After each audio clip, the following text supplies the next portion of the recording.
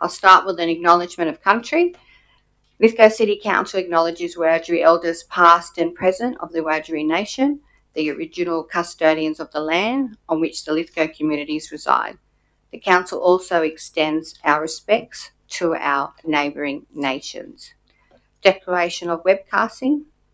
I inform all those in attendance at this meeting that the meeting is being webcast and that those in attendance should refrain from making any defamatory statements concerning any person, councillor or employee, and refrain from discussing those matters subject to closed council proceedings as indicated in clause 14.1 of the Code of Meeting Practice. I note that all councillors are present. Do we have any declaration of interest? Yes, Mayor. 4.7, non-pecuniary, and I'm not going to leave the chambers. It's just in relation to the alcohol-free zones. Great. Thank you, Councillor Goodwin. Any further? No? We'll move on. I have a confirmation of minutes. Is there a mover? Councillor Ring. Is there a seconder? Councillor Marnie? Okay, I'll just get a seconder first, Councillor Marnie. Do I have a seconder? Councillor Fredericks. Is there any opposition? Councillor Marnie? I'm not going to endorse the meeting minutes. I, as a councillor, take very seriously my role in undertaking due diligence in matters, particularly where it's determined that we will waive a fee for an individual. And also there was a significant issue with great consequence for the council in regard to the lease surrounding the golf course. On both occasions, procedural motions were utilised to limit councillors exercising their due diligence on those two very critical matters, and I won't endorse the minutes.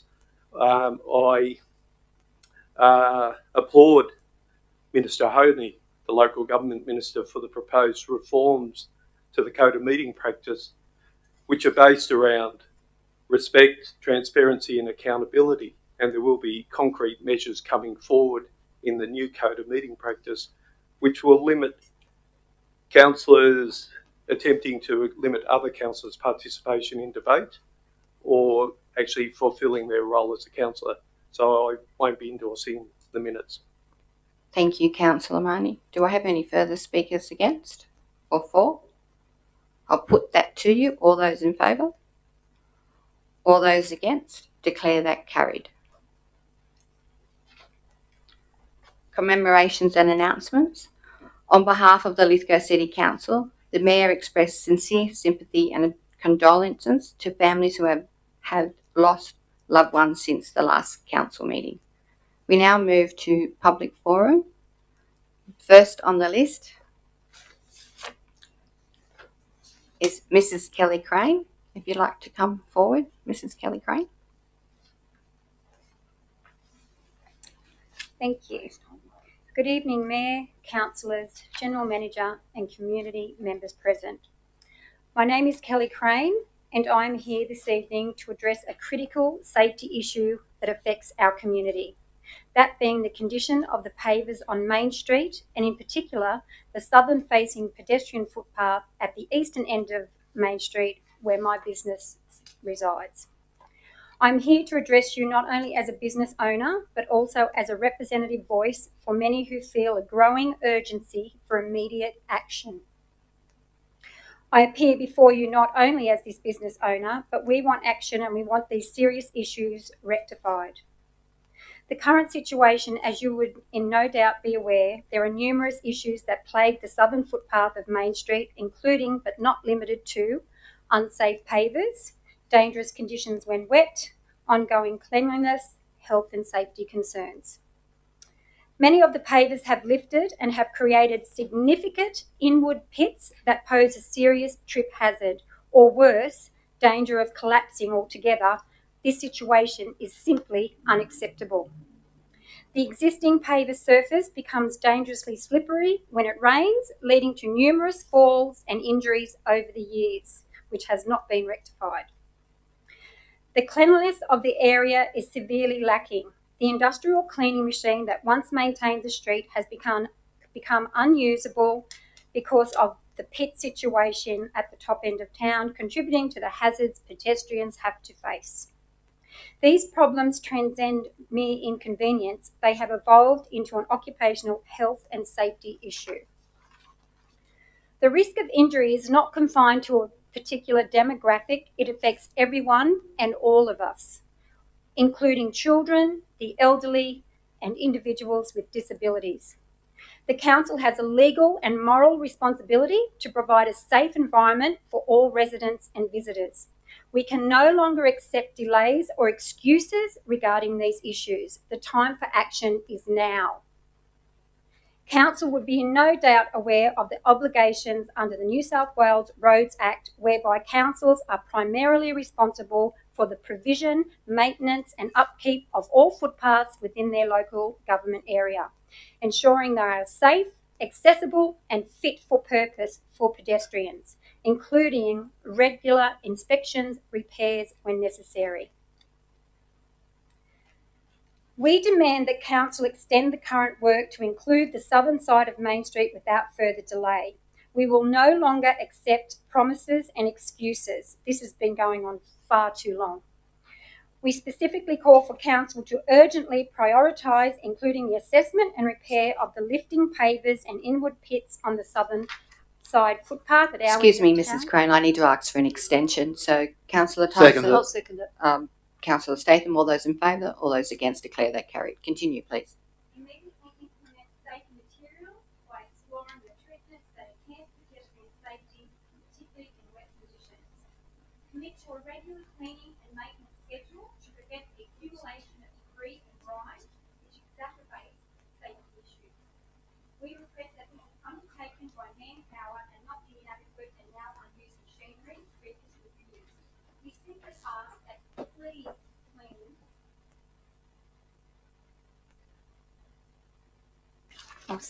Provide transparent and timely communication to keep the community informed about the steps being taken to rectify these issues. Transparency fosters trust and collaboration between the Council and the community, and at the present we feel we don't have it. In closing, we implore the Council to recognise the seriousness of this situation. The safety of our community is non-negotiable and we will not accept further excuses or inaction. We expect prompt and decisive measures to ensure that the southern side of Main Street is made safe for all pedestrians. In concluding, again, our community feel that it is unacceptable to apply for funding, then to lose that funding due to mismanagement of timelines to start and complete a project. We would ask for a full and transparent inquiry how this happened and how it can be rectified moving forward. I thank you for your time. I do want to refer to some correspondence that I received today, if I may. This correspondence today came from the newly appointed project manager for the Lithgow Main Street Revitalisation Project. I completely disagree from what he's telling me in this letter, and I will also leave a letter that can go into the minutes of the meeting. Mr. Shumack writes, whilst improvement works have been delayed, it should be noted that Council's precinct officer routinely inspects the footpath area of all sections of Main Street from Bridge Street to Lithgow Street and performs a combination of mechanical and manual cleaning, 4 days 1 week and 3 days the second week, including the proposed Stage 2B area, which I'm thinking is our area, correct? I haven't seen a cleaner up our area in years. Yes, the young fellow who comes up and maybe pick up some dog poo, but as far as that's concerned, that's absolutely false information. Any safe areas, including brick, curbs or utility services, are identified and placed on Council's maintenance repair program.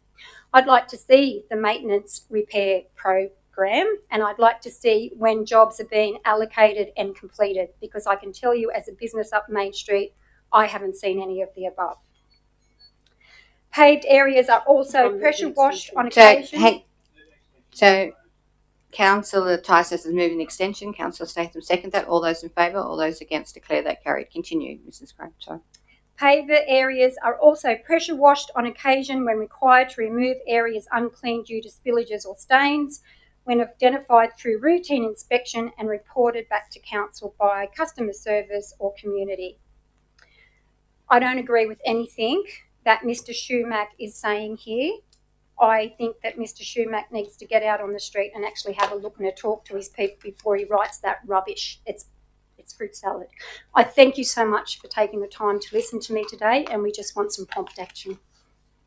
Thank you, Mrs. Crane. I empathise with your feelings. There is a report later, or actually in this council meeting, and the councillors will have carriage of that. Okay, thank you. Our next speaker is Mr. Rob White. If you'd like to come forward, please.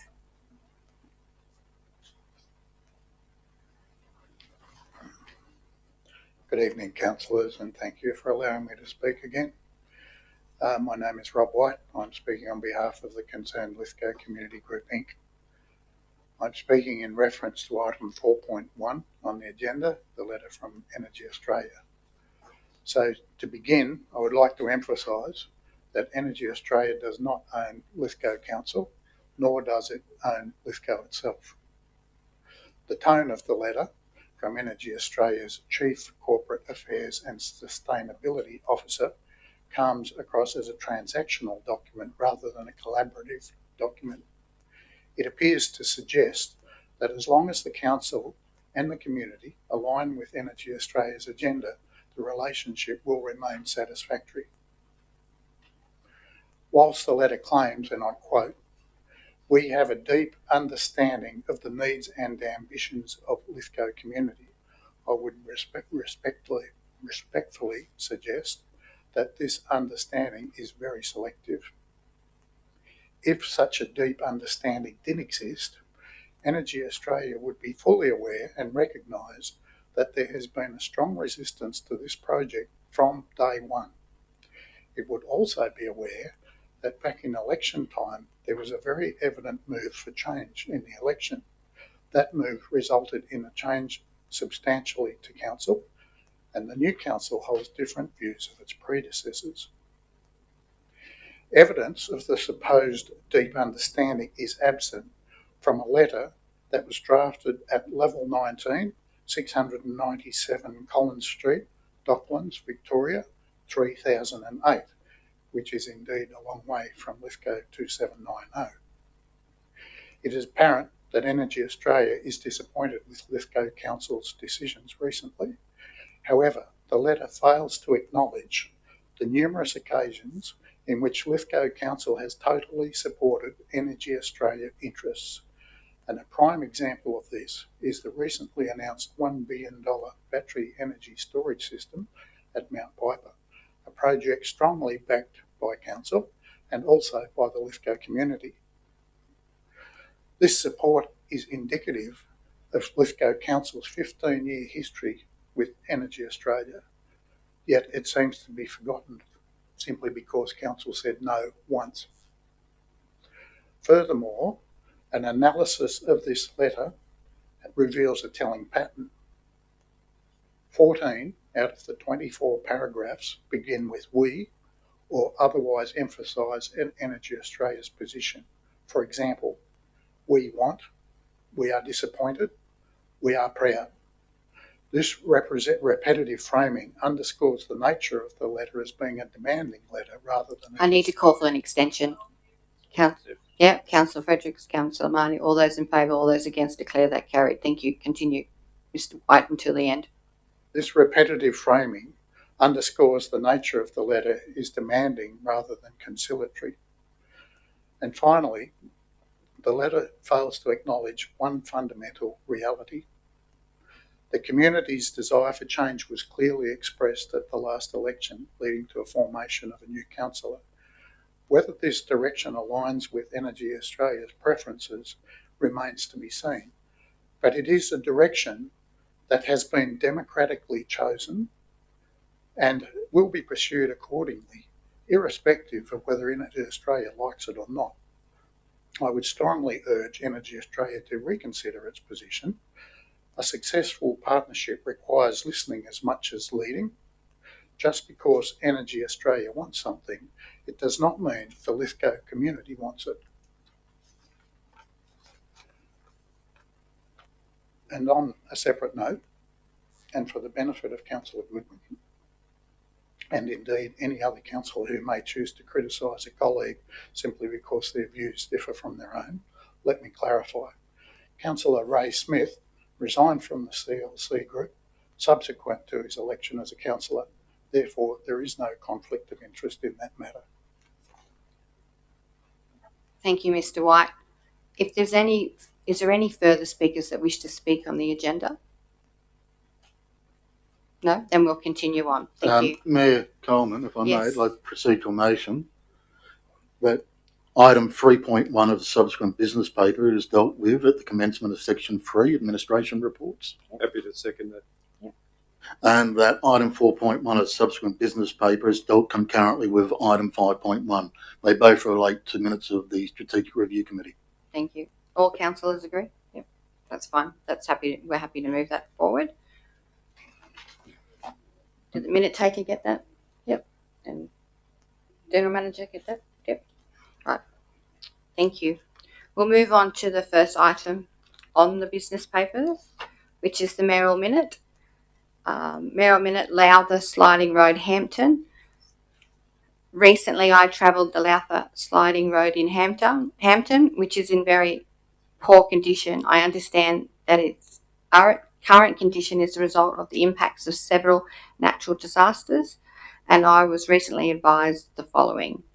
That the road condition inspections in 2021 indicated that the road was assessed to be condition 2 or good for its full length of 3.3 kilometres. 2, today its life has been entirely consumed and surface defects are prevalent along its full length, hence the pavements of the Lowther Sliding Road must be subject to complete reconstruction. Such significant deterioration takes 15 to 20 years to occur. And 3, this damage to have been sustained in such a short period, expert staff can only attribute these impacts to recent natural disasters. We did get a lot of questions from a resident recently in regards to this road as well. So instead of reading the full mayoral minute, what I will do is I'll hand over through the General Manager, if that's okay, to Mr. Edgecombe, to report on those questions and advise the questions were, provide the answers, and give an update per se, if I could, please. Thank you, Mayor Coleman. I'll start by summarising the questions and then I'll deal with each of them briefly in turn. So the questions related to a question as to whether the rating of good back in 2021 was a reasonable rating. Question 2 related to aspects of the timeline being missed in terms of a commencement of work starting in 2023 and the fact that that commencement has ceased since for about 15 months until today's date. So I'll provide a bit of context to those questions. The resident correctly notes that the original condition inspections occurred in 2021. However, the process that we undertook during those condition inspections was very different to that which we undertake today. Back then, our asset base was segmented by 1,000 metre segments, and the condition assessment was an average for the full length of that segment. Today, through use of innovative AI technology, we can now analyse our full road network at 20 metre segments and get a much greater level of detail. So the rating that we had at the time was the best that we were able to provide, given that technology hadn't progressed to what we have available to us at the moment, and it wasn't fully representative of every single centimetre or square metre of the road, but it was the best we were able to achieve at the time. And the resident is correct that we did complete some initial works to alleviate condition impacts. We did that under the emergency works provisions of the disaster recovery funding arrangements. And we've since, so that work was delivered, I believe it was back in 2022, and then we were able to deliver additional works in March 2024, and we've since raised a purchase order just in December, and the contractor is attending an inception meeting with council staff to start some further works this month. So all of that is being conducted ahead of a council funding submission under the disaster recovery funding arrangements to complete the complete rehabilitation of Lyell Siding Road. That includes not just pothole patching, but the removal of the seal, reconstruction of the foundation, improvements to drainage, rehabilitation of a minor slope failure along its length, reconstruction of the pavement, stabilisation and reseal. So that is what we've applied for. Transport for New South Wales are still in the process of assessing that application. We will continue to maintain the road as best we can whilst that application is being assessed. Thank you, Mr. Edgecombe. So I'll go straight to the recommendation. So the recommendation still stands that Council writes to Transport for New South Wales and the Minister for Regional Roads, the Honourable Jenny Aitchison, asking for urgent consideration and response to Lithgow's claim for the reconstruction costs to Lyell Siding Road associated with disaster event AGRN 1034. Councillors, is there any further debate on this matter? Yes, Councillor Statham? This has been going on now for a long time, and during the last, up until Christmas time, I put in several complaints about this road. It doesn't have a lot of traffic on it, but it deserves, as Mr. Edgecombe have said, it needs a full upgrade. Thank you, Councillor Statham. I'll put that. All those in favour? All those against? Declare that carried. Thank you. Item 2.1, notice of motion. Councillor Ticehurst, Lithgow City Council's Model Code of Conduct and Code of Meeting Practice. Councillor, is there a seconder? Councillor Fredericks. Councillor Ticehurst, could you please read out and speak to your motion? Thank you, Mayor. Mayor, I move the recommendation that Council notes the impending 2025 Australian federal election is to be held on or before the 17th of May 25 to elect members of the 48th Australian Parliament. That Council fully... Councillor Ticehurst, that's the wrong one, sorry. 2.1, page 6. I was getting a bit confused. At the front of administration reports.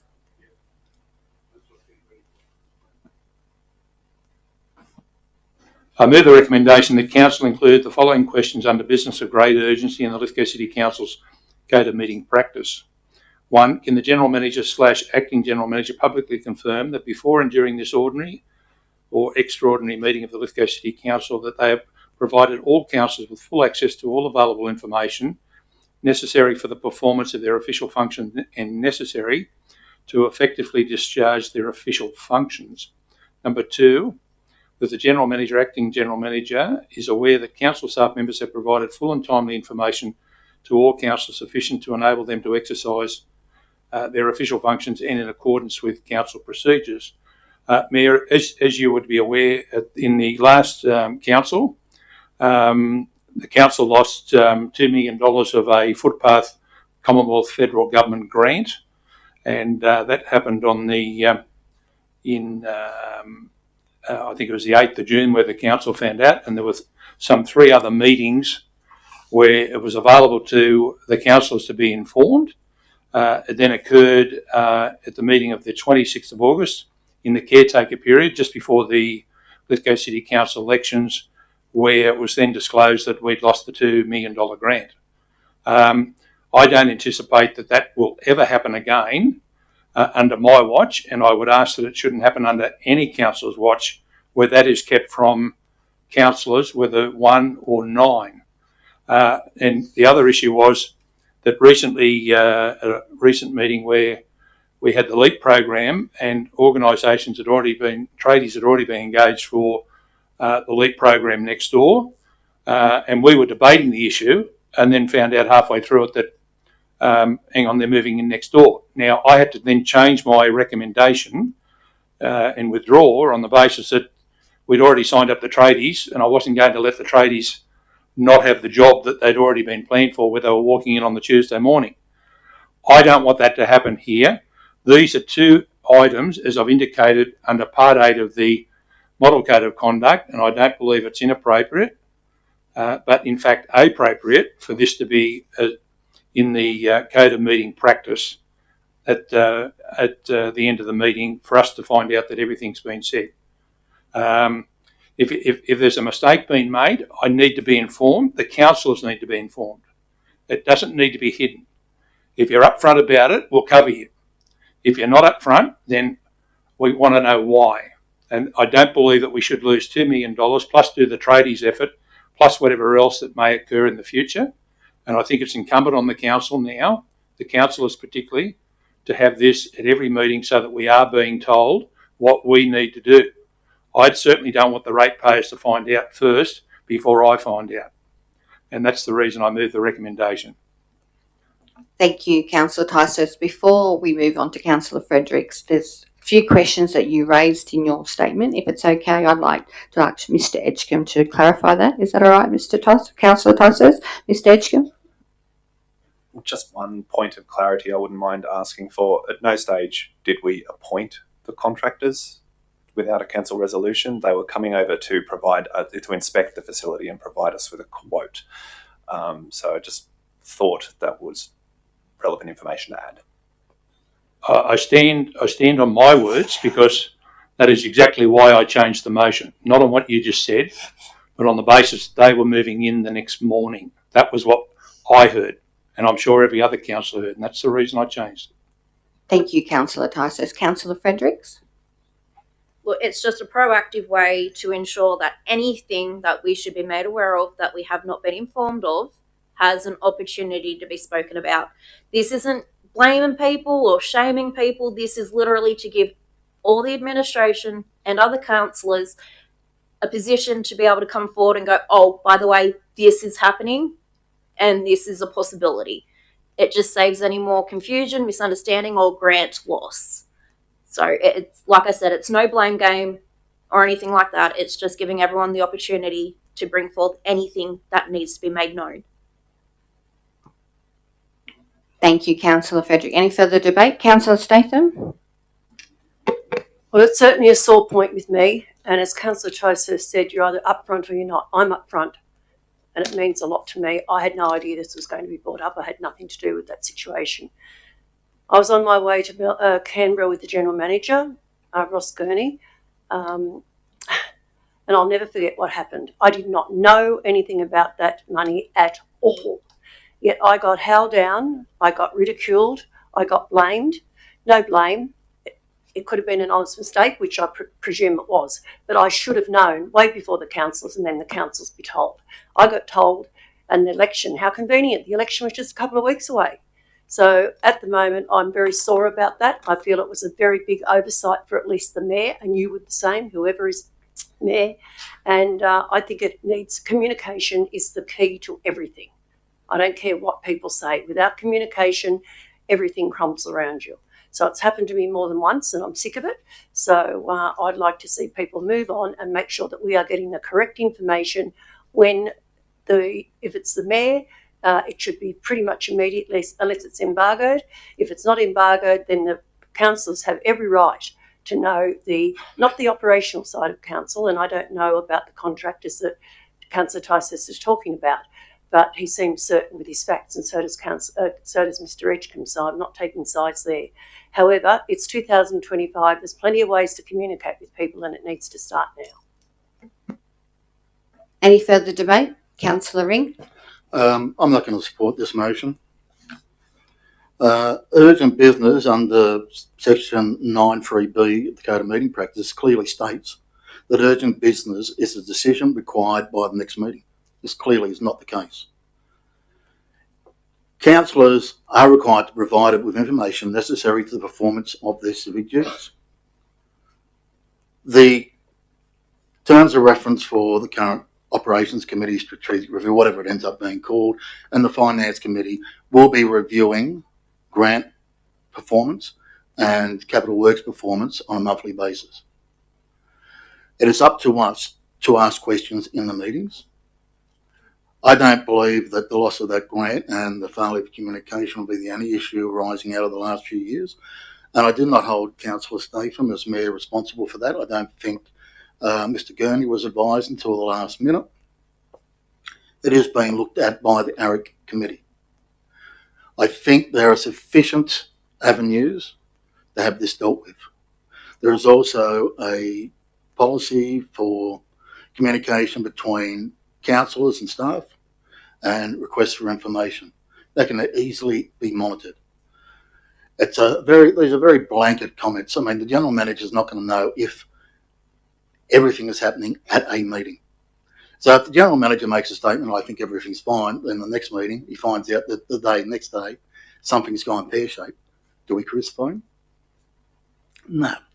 I think Mr Gurney deserves the opportunity to prove himself as a general manager, and this is unnecessary encumbrance, nor is it consistent with the code of meeting practices I've stated.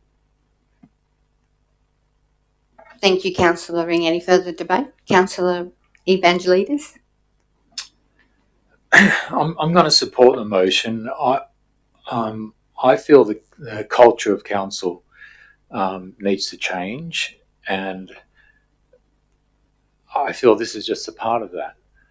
And at the end of the day, as Councillor Frederick said, it's not a matter of blaming anyone, it's just a matter of being kept in the loop. And at the end of the day, the community will respect and understand that because they've been kept in the loop as well. I mean, stuff happens, and I don't think anyone should be to blame, but withholding information, it just doesn't cut it now. So I just see this as a part of the culture of council changing. Thank you, Councillor Evangelides. Any further debate? Councillor Marnie?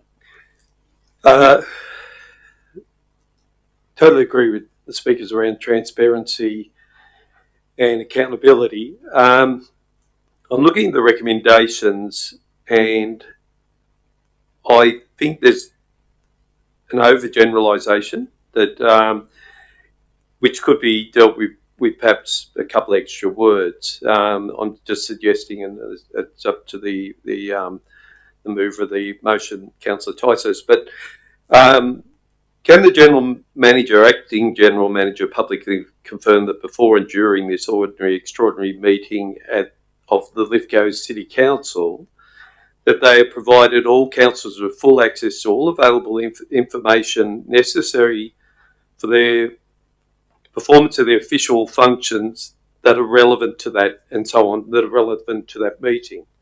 The openness of the statement means that there might be policies that I don't have a complete understanding of that the General Manager should have made available to me, and I don't exercise those in a decision.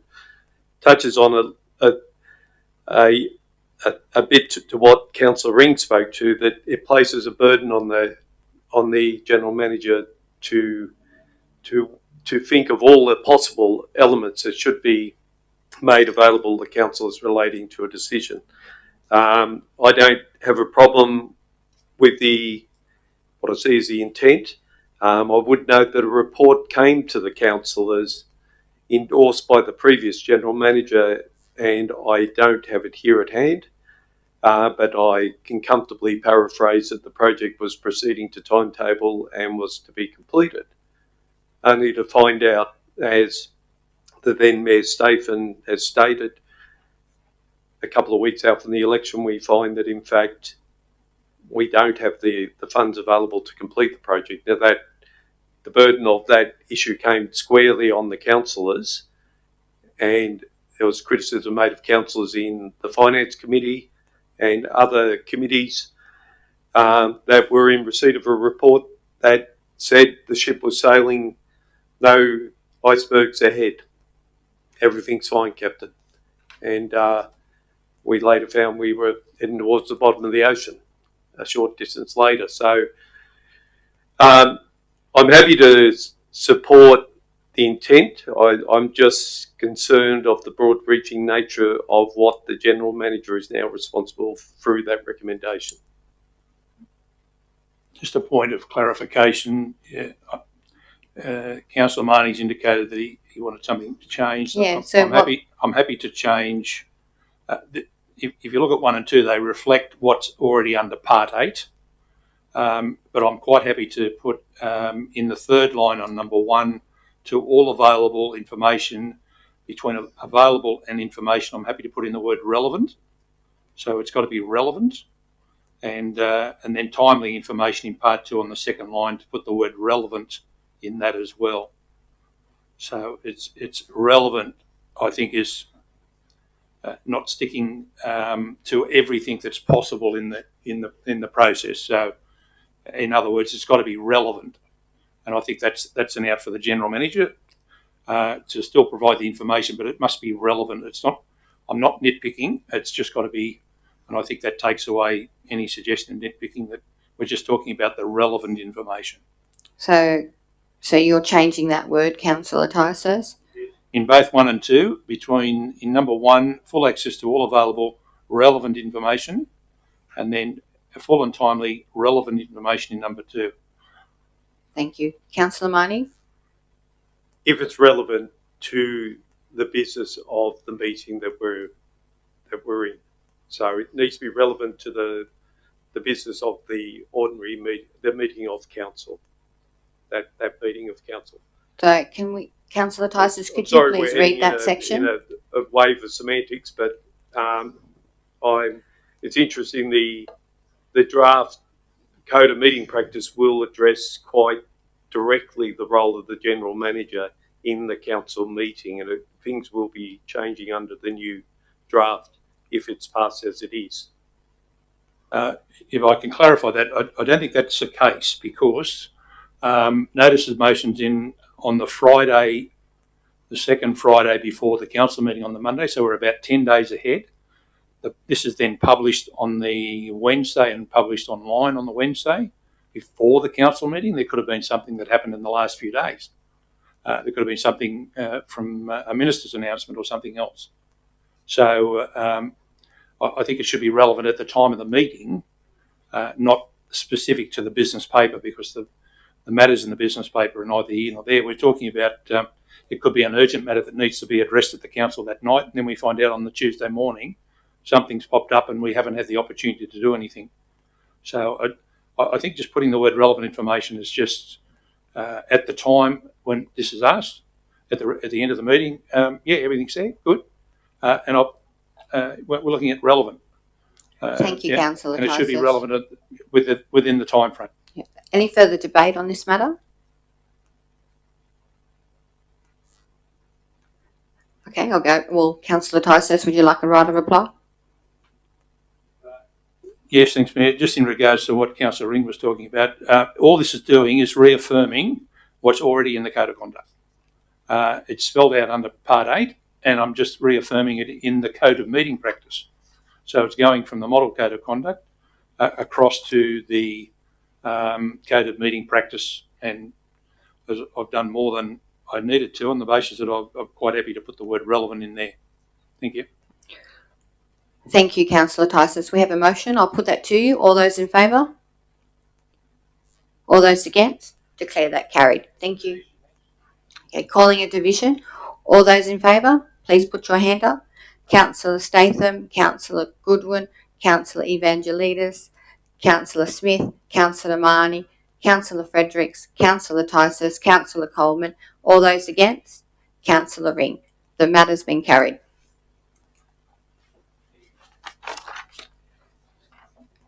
Item 2.2, notice of motion, Councillor Tysos, music in the community program.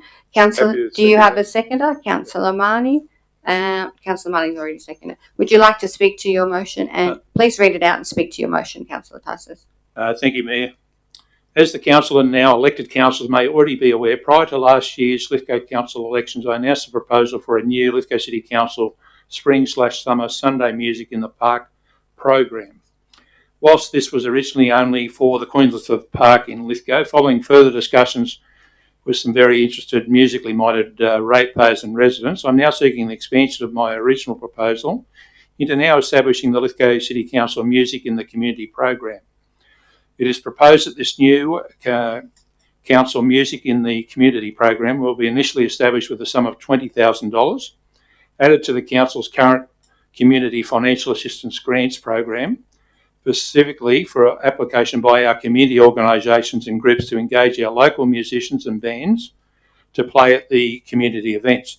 I just clarify here, when I say local, there would be situations where, for example, Hartley might have a band from Katoomba or something like that, or Taranah, and some of the villages might.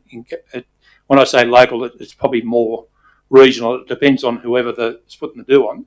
The idea is the do's got to be in our local government area, but the band could come from, across the border from somebody that's just living, whatever. That's up to the group.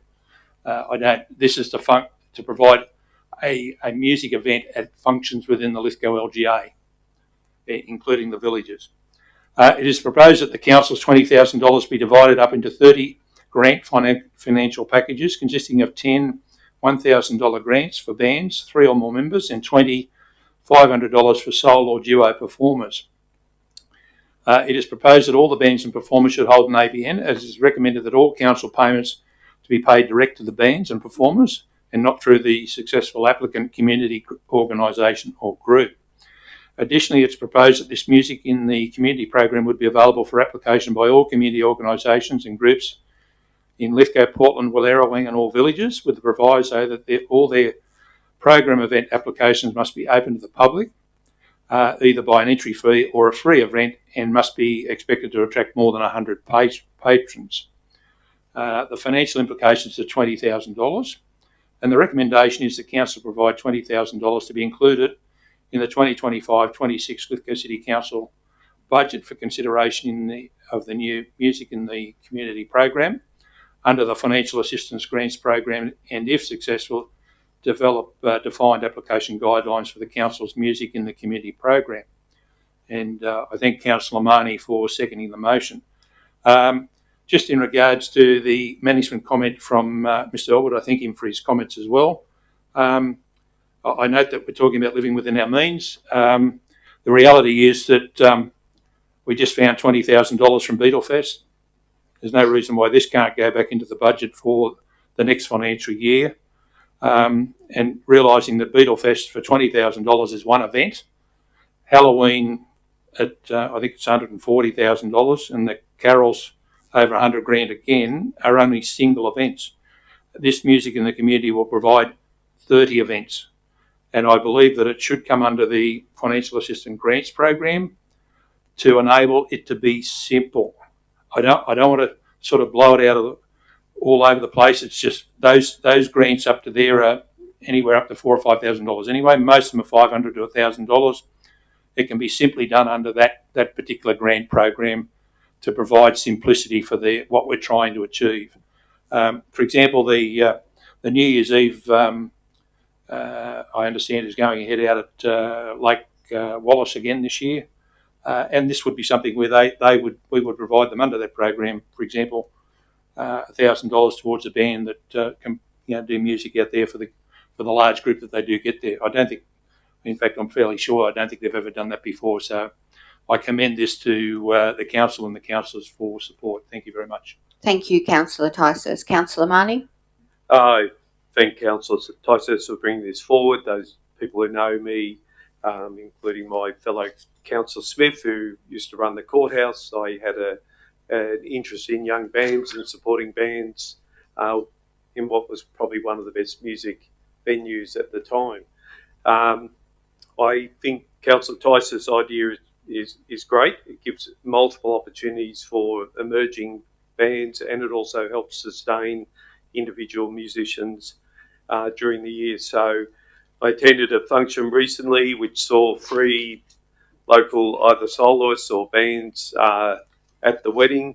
All of them came out of the last 20 years of band development in Lithgow, and that was a sense of enjoyment but also pride. So I'm very happy to support this. I think the challenge for us, as Mr. Elwood points out, is we have to live within our means and we have to think about where these funds come from. I'd like to keep that open as to what the source is, but I'd like to close out that we are going to make a commitment to it. I know Councillor Tysus is someone that is keen to see deadlines and outcomes out of things. So I personally don't see this out of order out of economic development.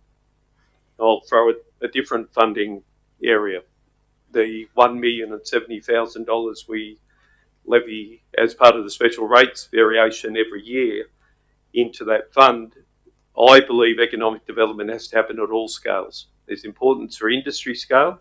There's importance that we look at culture, arts, small business, every single sector. Whether the mechanism for taking it forward is through the grants program with money being transferred to that, I think we do need to just step away for a moment and have a conversation about that. But I certainly wouldn't want to see us walk away from this proposal. I think it's a great proposal. Any further debate? Councillor Statham? I agree with Councillor Marnie.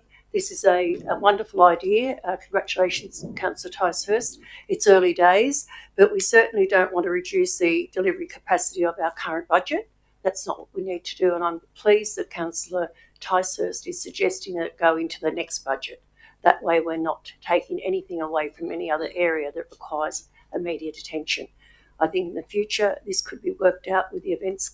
I think we have an events committee now, and I think it's really important that or the operational side of the is up to council, of course, but I think it's worth having a look at this, and I think it'll be a great success. Thank you, Councillor Statham. Any further debate? Councillor Ring? Yeah, I'd actually like to move an amendment, if I may. Yes, Councillor Ring. That the proposed music in the community program is referred to the Events Working Party for consideration of the development of an overarching event strategy for the LGA.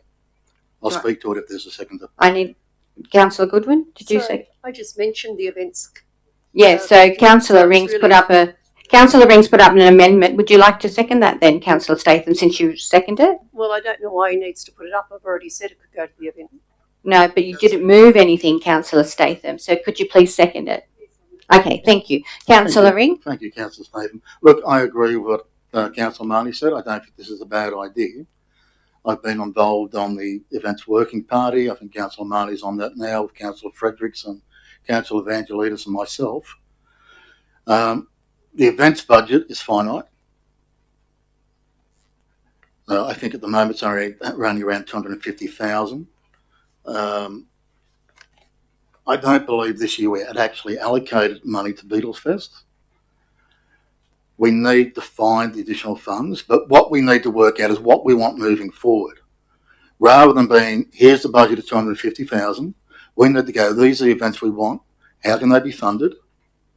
And I'm more than happy for the $1.1 million for economic development to be sourced for some of these events. It relates to tourism. I also think the band should go, not just in Lithgow, they should go across the LGA, which I think is part of the intent. But I think we need to have this discussed. So there's a meeting coming up very soon for the Events Working Party, and I think there's a draft document we're aiming to have to the March meeting.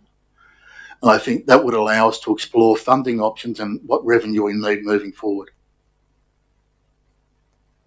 Thank you, Councillor Ring. Councillor Statham, you seconded. Would you like to repeat what you said before in regards to the events? Oh, I think it's a lot of different community have an events committee. I think this is possibly the first one Lithgow has had, and I think that's a great idea. We need to make sure that we provide the community at all times with something new, something exciting. It doesn't have to be often, as long as it continues and people get to know the dates, etc. Thank you, Councillor Statham. Any further debate on this? Councillor Fredericks? Could I just have a point of order, Mayor? Yes. I'm quite happy to put a point to that the council provide this recommendation that council send this to the music in the community program to the events committee to adopt application guidelines. No, I think it needs to be discussed and whether or not how it fits into the overall arching, so I don't accept it. Okay. We need to look at the whole package. It's not a matter of you accepting it. I'm moving it. So Councillor Ticehurst says we're on the amendment at the moment, Councillor Ticehurst. So when we come back to you, we can take that. But Councillor Fredericks, you would like to speak to the amendment? All right, you did mention that we didn't have an assigned amount to Beetlefest for this financial year. We did have an assigned amount to Ironfest, which is the same amount that Councillor Tysus is asking, and that is now available. Thank you, Councillor Frederick. Any further debate? Councillor Goodwin. I'm certainly not opposed to what Councillor Ticehurst has put up. I think it's a great idea. It's a really good initiative. I do think so. There's obviously debate now over the differences in funding, whether it comes from this funding or that funding. I think it should be discussed at an events committee, and that's where I'm at. Thank you, Councillor Goodwin. Any further debate? Councillor Evangelidis? I don't know if I'm talking about the amendment or what. You're talking about the amendment. Okay, well, I'll just say it now in case I don't get an opportunity that Sure. happened once before. I would prefer that we, instead of just music, we make it for all performing arts, because we've got plays, we've got other areas, and I think from a creative point of view, it seems that it's we can't really just say one group that makes music okay, but for the theatre group or the musicals and all that sort of stuff, we don't have anything. So I think if we can encapsulate performing arts, because they all serve the same purpose, I'd be happy, I'd support it if we could. I wanted to make an amendment to include performing arts. But Councillor Ring, would you consider changing your amendment? Look, I'm happy to broaden music and performing arts, to make it music and performing arts in the community program. Councillor Evangelidis? yeah, if we can change it from music to performing arts, which includes music. Councillor Ring is just... No, music and performing arts. Okay. Just Yep. add them both in. All right. Any further debate on the amendment? Yeah, speak against the amendment. Yes, Councillor Tysus? Mayor, why are things so difficult? Why are things so difficult? It's $20,000. We just had the public gallery up here talking about the footpath in Main Street. $20,000, 30 events, and if you want to do the other things, Councillor Evangelides, then put it in, or it can go to the financial groups. This is 30 events for $20,000 right across the LGA. The little villages, the little towns all get one or two a year. I just cannot believe what the problem is. You're just changing the issue. If it wants to, this is just 20 grand in the budget for next year, not this year, but there is certainly savings. You ask us to bring savings. There are savings that are there. $20,000, 30 events. The amendment should be lost. Really, it's just, it beggars belief that we're arguing over this. It's just changing the whole thing. The reality will be that if you take the amendment and the amendment gets up, this doesn't apply. This loses. So you're either for it or against it. If you want to do something else, you want to transfer it to the events committee, that can all be done later. This is for the budget. Thank you. Any further debate before I put the amendment? I'll put the... No, sorry. Councillor Good, Councillor Marnie? Can I ask, I just want to be clear in my head, so I might put this out in front of myself and it might help me. We haven't got a firm budget source. I think there's a couple of options. So I understood from Councillor Tysus, who was making a concession to that this program of music and bands go to the events committee to be reviewed there. I'm certainly supportive of that. Where the money comes from, we have to have a look, but I know I can hear Councillor Tysus in my ear at another point that we're not putting it into the committee to die or the working group to die. It's got to be going there for a material purpose. So we've got to be clear that we're just sorting out the dollars. And there are some suggestions, such as the absence of Ironfest or Beetlefest may in fact present an opportunity for it to be slotted in. I come from an arts background. I actually spent 5 years at the National Arts School. I don't talk a lot about it. So I'm very much interested in other art forms. But I think what Councillor Tysus is bringing forward is that there's a relatively modest amount of money which will just get the musical across the line. But I think I appreciate what you're doing, Councillor Evangelides.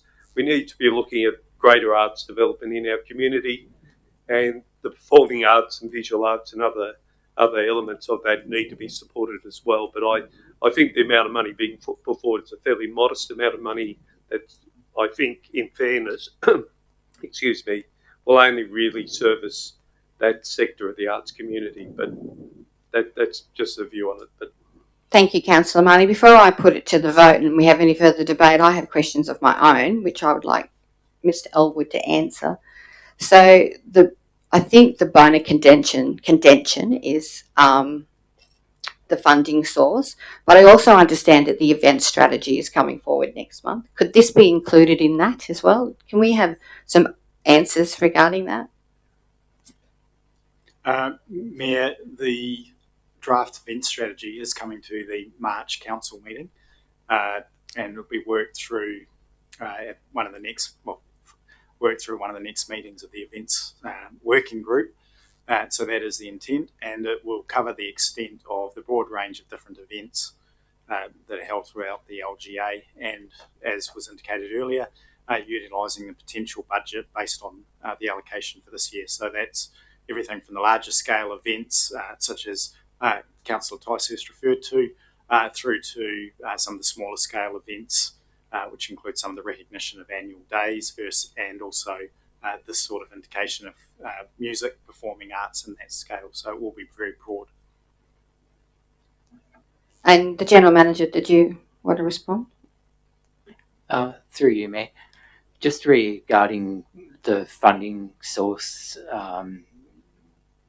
it's mentioned in the notice of motion that we're talking about the 25-26 year. So as yet, no budgets have been set by Council for that year. I'll just note too that there's mention of use of economic development funds.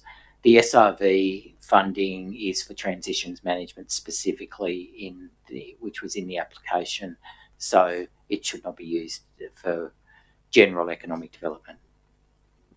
Thank you, Councillor. Oh, sorry, Mr. Gurney. You're not a councillor. All right, I've got the amendment on the floor. I'll put the amendment. All those in favour? All those against? That is lost. We go back to the original motion. Councillor Ticehurst, right, a reply? I'll put that. All those in favour? All those against?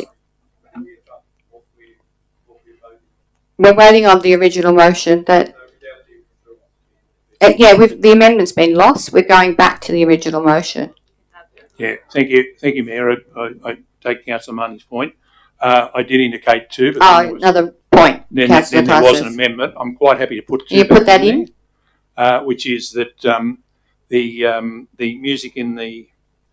Let me go this way. The council's music in the community program be referred to the Lithgow City Council's events committee. Thank you, Councillor Tyson. Can we have that up, please, so that we can have a look?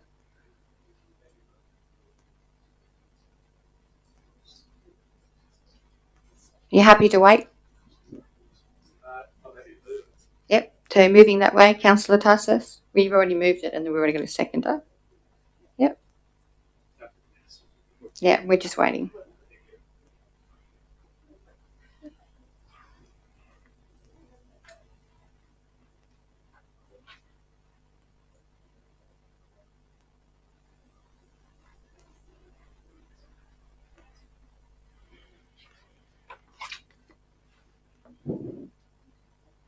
We're just waiting for it's up. Okay. All right. So we've all got it in front of us. You happy with that, everybody? Yep. I'll put that to you. All those in favour? All those against? Declare that carried. Thank you. You're welcome. The next item is 2.3. Notice of motion, Councillor Ticehurst, Bells Line of Road. I actually wish to second this. And so, Councillor Ticehurst, if you could please read out your motion and speak to it. Mayor, I won't go back through the report because it's fairly simple anyway. But I will read out the recommendation because it tells the story. And before you second it, I do have a point 5, which I think you'll be happy with. The recommendation is that Council notes the impending 2025 Australian federal elections be held on or before the 17th of May 2025 to elect members of the 48th Australian Parliament. That Council fully supports on behalf of its own 11,000 plus ratepayers and residents the future planning and major construction of the Bells Line Expressway across the Blue Mountains. Seeks in writing the full public support from the Central New South Wales Joint Organisation, CENTROC, the Western Sydney Regional Organisation of Councils Limited, WestRock, and the Blue Mountain City Council for immediate planning and future major construction of the Bells Line Expressway across the Blue Mountains. Seeks in writing the full public support from all of the major political parties and all of the various Calare electorate candidates for the immediate planning and future major construction of the Bells Line Expressway across the Blue Mountains. And number 5, which is now up on the screens there, that this council prepares a structured motion within the required guidelines on the future nature building of the long-standing new Bells Line Expressway over the Blue Mountains and submits it to the Australian Local Government Association's 31st National General Assembly of Local Government to be held in Canberra from the 24th to 27th of June 25 and attended by senior representatives from the Lithgow City Council. I move that recommendation, and when you're ready, I'll speak to it. Thank you. Yes, Stephen, can I... Mayor Coleman. Oh, sorry. Slip of the tongue. Yes, hello, Mayor Coleman. My apologies. Can I get some advice? Before you can do that, it's in relation to this. Yeah, but Councillor Tyson is just... No, it's whether I'm going to stay in the room. Okay. Because I didn't pick up the way a point was expressed, which I'll be giving a direction to my employer, the council, the Blue Mountain City Council. I would prefer to declare an interest. My apologies, I didn't see it properly at the beginning, but I don't think it's appropriate I stay in the room given that recommendation. Okay, so if in doubt, don't. Yeah. So are you leaving now, Councillor Money? Yes, Can I just say, Mayor, that before you leave, I can and ahh whether to leave it out, but it's critical that the Blue Mountain City Council be included. So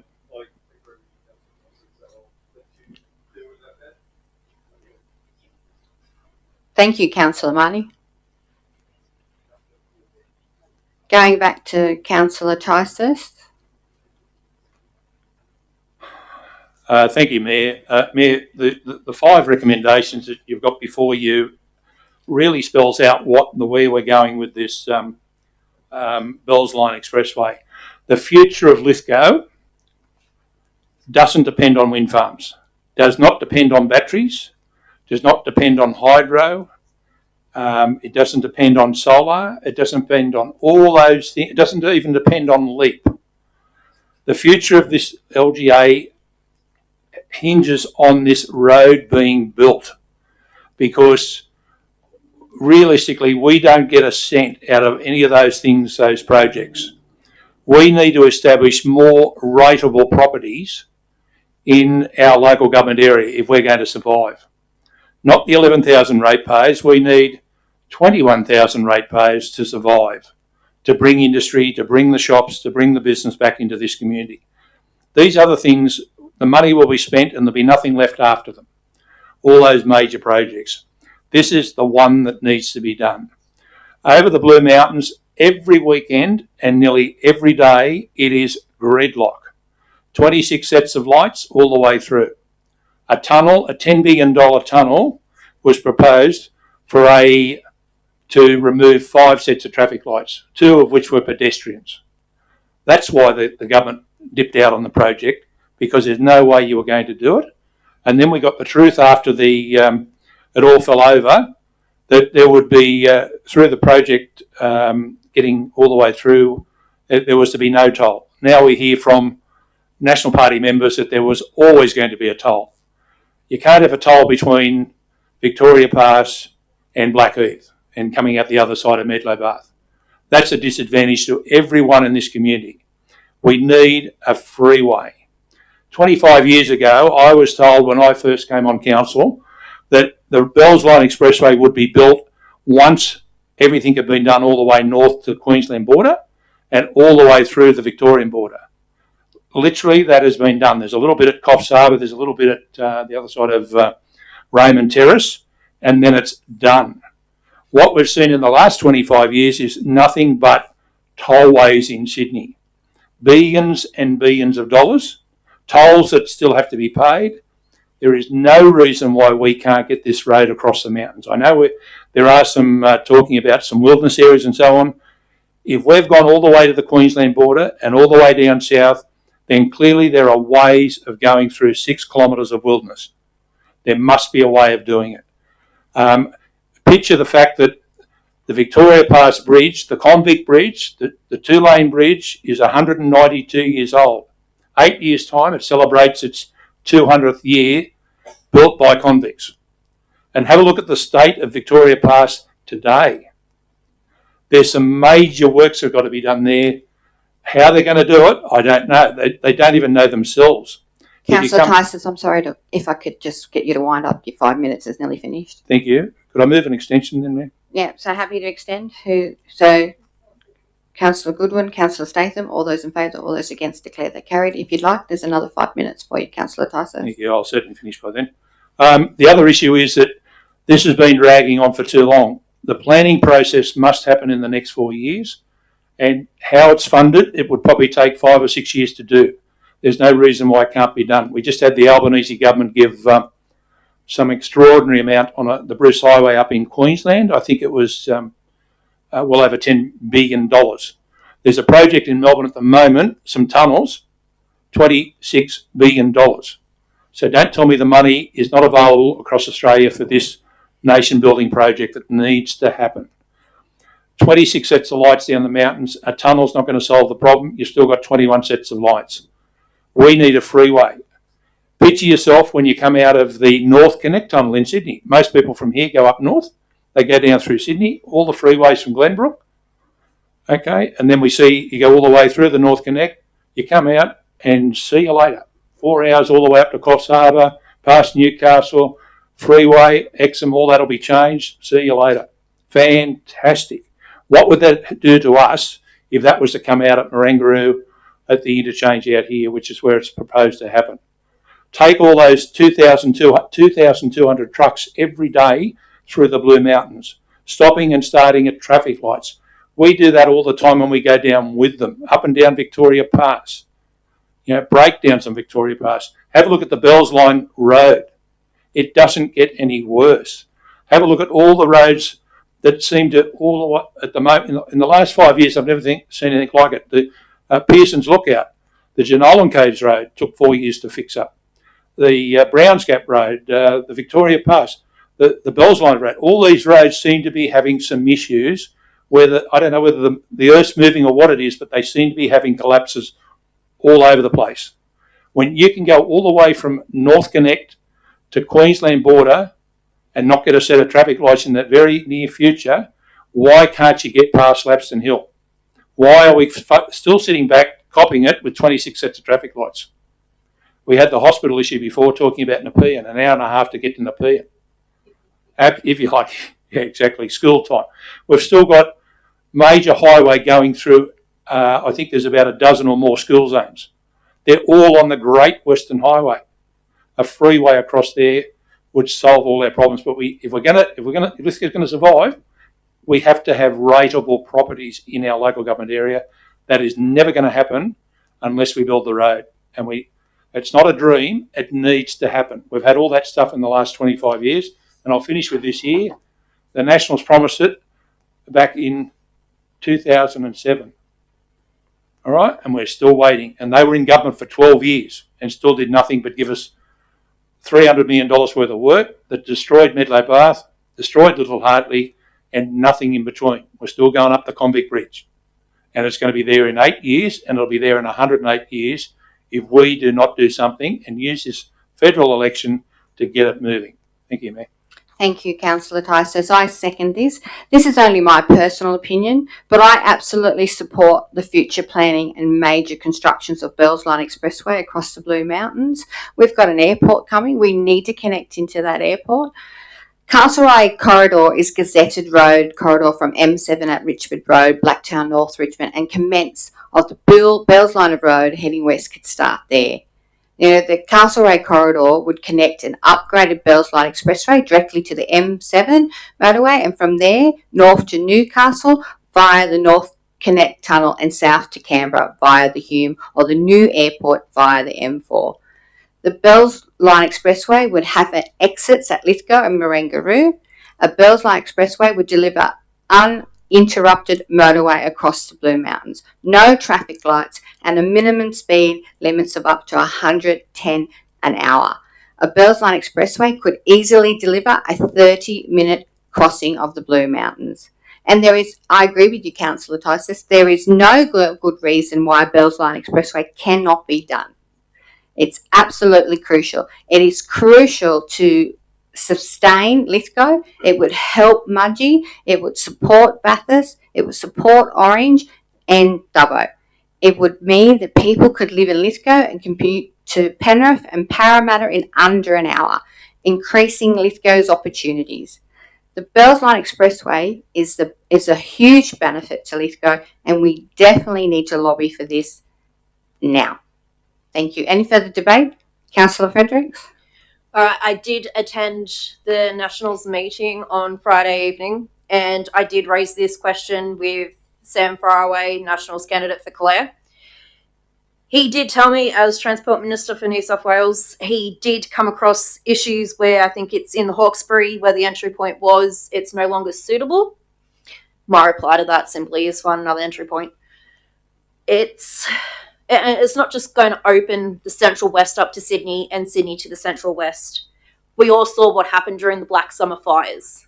Our RFS was having trouble getting into that plateau. They were having trouble finding entry points, exit points, doing anything to stop those fires coming through. This gives us a fire break. It gives our emergency services another avenue to get in there and to stop the fires when they break out. Because let's face facts, it's going to happen again.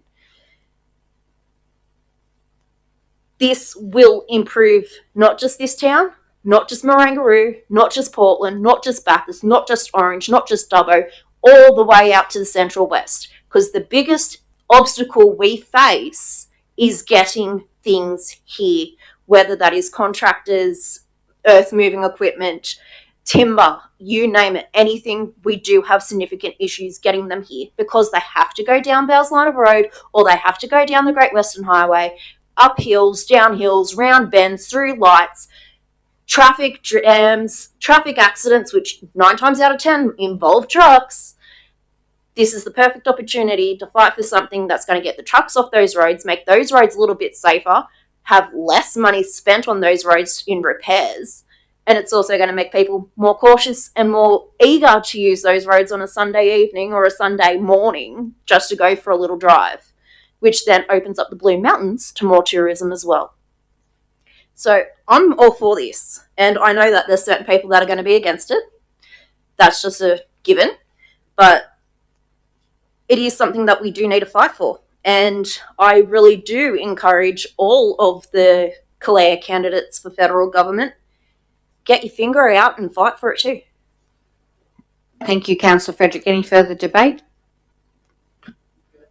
Councillor Ring? Through you, Mayor, I'd like to ask a question of Councillor Tysus. I'd just like clarification on item 4.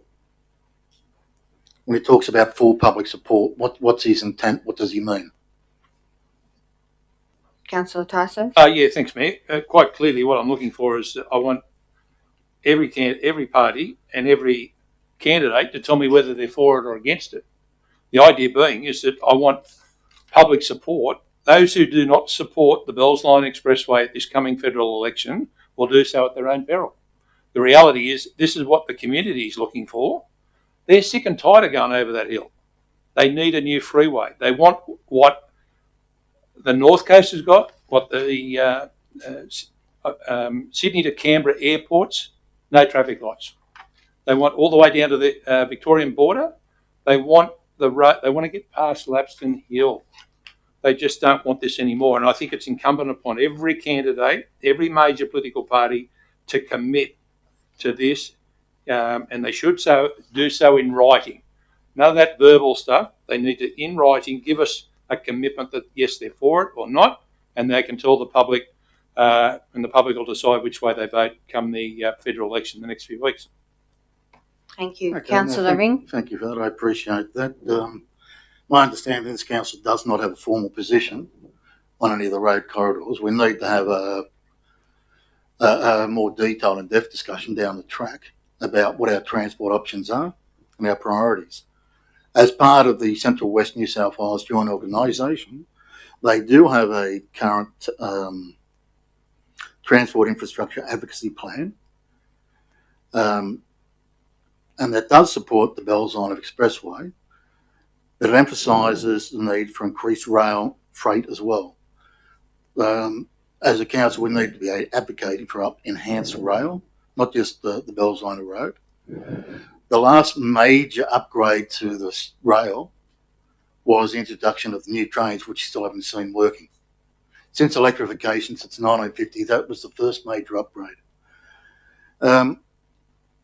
Councillor Frederick's right, I was at the same dinner as her, the Nationals, and in 2018, the government withdrew, or basically gave up on the corridor for connecting the M7 to the Bells Line of Road. It's gone. Now, whether or not there are alternatives, I don't know. That is a major stumbling block, as well as the fact that you've got World Heritage listing on either side of the road coming back. Making an expressway is going to have little impact on fire or firefighting. Most of the firefighting in these areas is done remotely, and with the use of helicopters and planes. So, look, I don't believe the road's ever going to happen, but I'm not going to oppose it. It's only a letter. I'll be at the Central New South Wales Joint Organisations next Thursday. There'll be some discussion on this, and I'll raise our this resolution with them. Thank you. Thank you, Councillor Ring. Any further, Councillor Statham? Yes, Mayor Coleman. I've done a little bit of homework on this as well. Everyone in this room, everyone that's a ratepayer from Dubbo to Penrith, want a road that we can have a safe road with a limited time, less time. We all want that. We know we want that and we need it. We're, as usual, being looked over so that, we keep hearing about this Bells Line of Road. I was on a committee in 2012 until 2016 in Bathurst Council with different mayors from Central West, and everyone had a vision for the Bells Line of Road. That's a long time ago now, and nothing has happened. I believe from people that I know that the Hawkesbury Council is not supporting this, it appears. My biggest thing here is that I lobbied very hard 3 years ago to get the state mine to come through the streets of Lithgow instead of Clarence. We eventually got that okay, which means the world to the, which was going to be a bigger, I guess they've had a couple of major things now not going to happen there, but the state mine project is well on the way, and I feel that if we don't get that through Lithgow, and it comes out at Marangaroo, how sad will that be for Lithgow? That massive amount of money that's been put into that area at, I guess it's called where the unknown city or something is. But there's also, a lot of bike riding. All those things there will have to come. All those people now will have to go to Marangaroo. I wish you well, and I wish Councillor Ticehurst well with his effort to get this going. But it's a World Heritage Conservation Area, a lot of it. And to get something just in our local area, if it's Indigenous or World Heritage, how long does it take? Years and years and years. We all want it. I won't not vote for it, but I don't see it as something that's going to happen in my lifetime. Thank you, Councillor Statham. Further debate? Councillor Goodwin. Yeah, I agree with Councillor Statham and Councillor Ring. I don't think we'll see it anytime soon. I'm not going to not support it. I think we need something else over the mountain. As far as it, everything that I've heard since I've been on council, which is 8 years, is that they're concentrating on the Great Western Highway and not the Bells Line of Road. If we can change that, more for it. But I was going to raise that point that Councillor Statham did, that I wouldn't like it to see it come out at Marangaroo. I'd like it to see it come through Lithgow. We're just bypassing Lithgow again. So if there was a way that it would come through Lithgow, that would be good too. But I'll support the motion. Thank you, Councillor Goodwin. Any further debate? You've already spoken, Councillor Fredericks.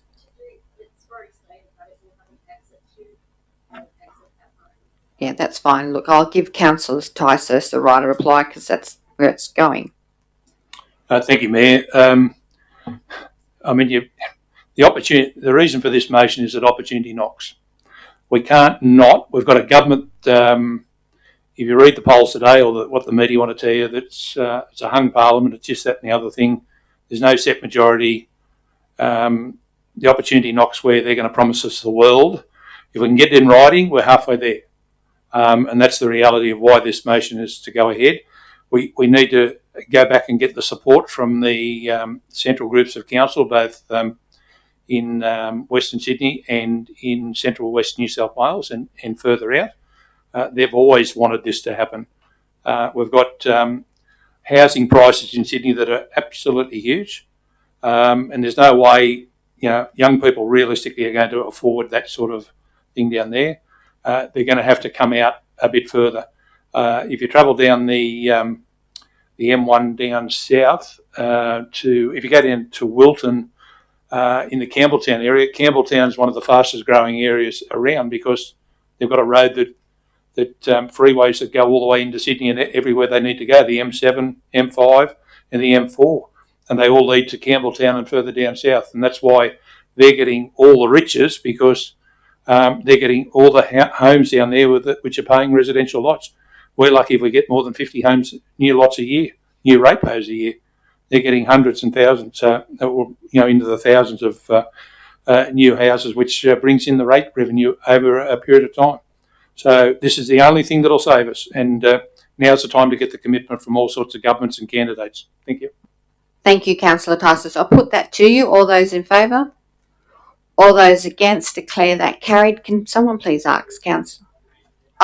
Our division has been called. All those in favour, please raise your hand. Councillor Statham, Councillor Goodwin, Councillor Evangelidis, Councillor Ring, Councillor Smith, Councillor Fredericks, Councillor Tysus and Councillor Coleman. All those against? There's none. The matter is carried. Can someone ask Councillor Marnie to come in, please?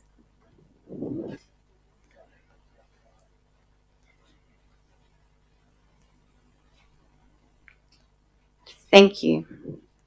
I note that Councillor Goodwin's out of the room, but we'll move on. So the next item on the business paper is 2.4. Can I have a mover, please? Move it. Move. A seconder? Thank you, Councillor Statham. There's no debate on this, I understand. I'll put it. All those in favour? All those against? Declare that. All those against? Yeah, I'll declare that carried. Thank you. Yep. All those in favour, please put your hand up. Councillor Statham, Councillor Goodwin, Councillor Evangelidis, Councillor Ring, Councillor Smith, Councillor Marnie and Councillor Coleman. All those against, please put your hand up. Councillor Fredericks, Councillor Tysus. The matter's been carried. Thank you. Item 2.5, which is notice of motion parking in Short Street. Councillor Fredericks, is there a seconder? Yeah. Councillor Marnie. Councillor Fredericks, please read out and speak to your motion. All right, as many are aware, most of our primary schools were built upwards of 150 years ago. So when it comes to parking, they didn't really have that in mind while building these schools. It is something that we in the current generations are now having to face. For a few years, council and local police have been made aware of issues, particularly surrounding parking in Short Street, Lithgow, near Lithgow Public. Especially during the school week, usually during the mornings about 8:45 to 9:10 and in the afternoons 2:35 to 3:10 p.m. Generally consists of motorists not following the signage, such as parking in the no stopping zones on the corners and parking in the loading no parking zones. Literally 2-minute stop, let kids disembark or get back in the car and go. Not meant to be there for any more than 2 minutes.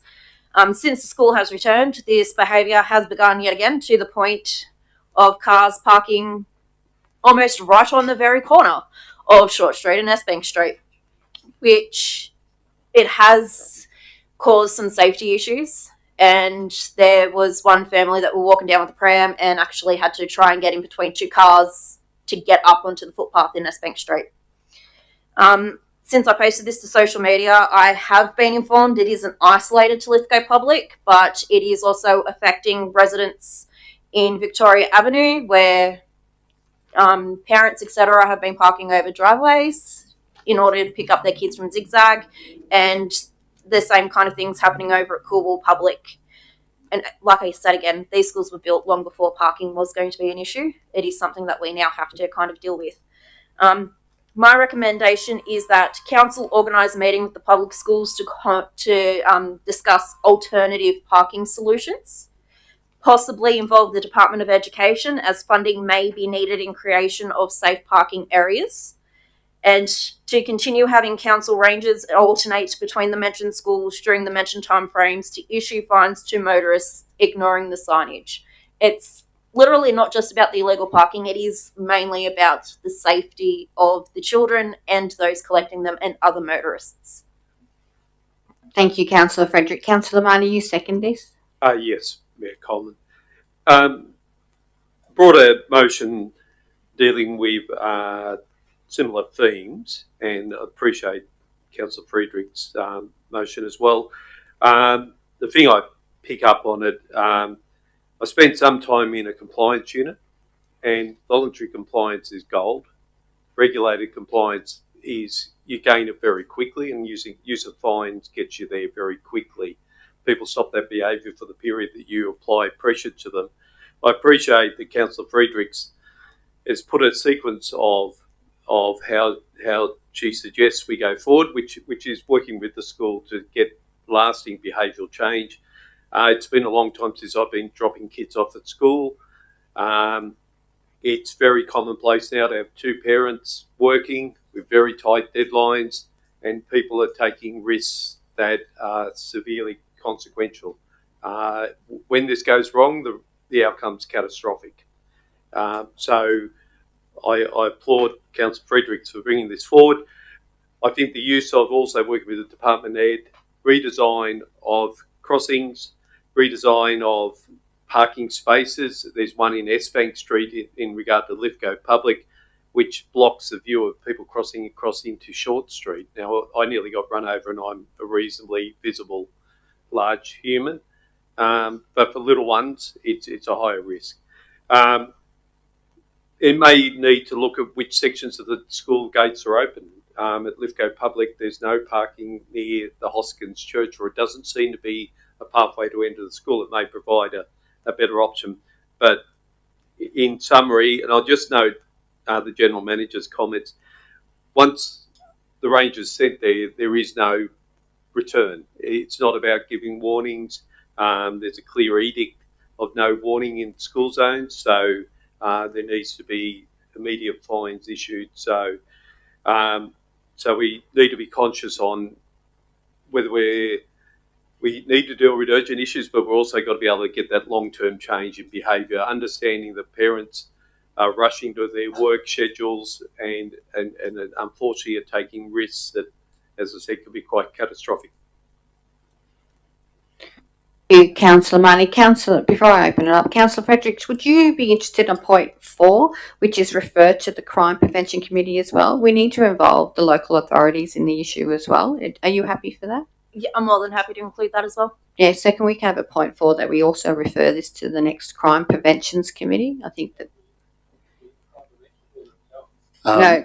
With respect, Mayor, I was going to ask that we could refer it to both TALC and both to the crime prevention. So can we have a 4 and a 5?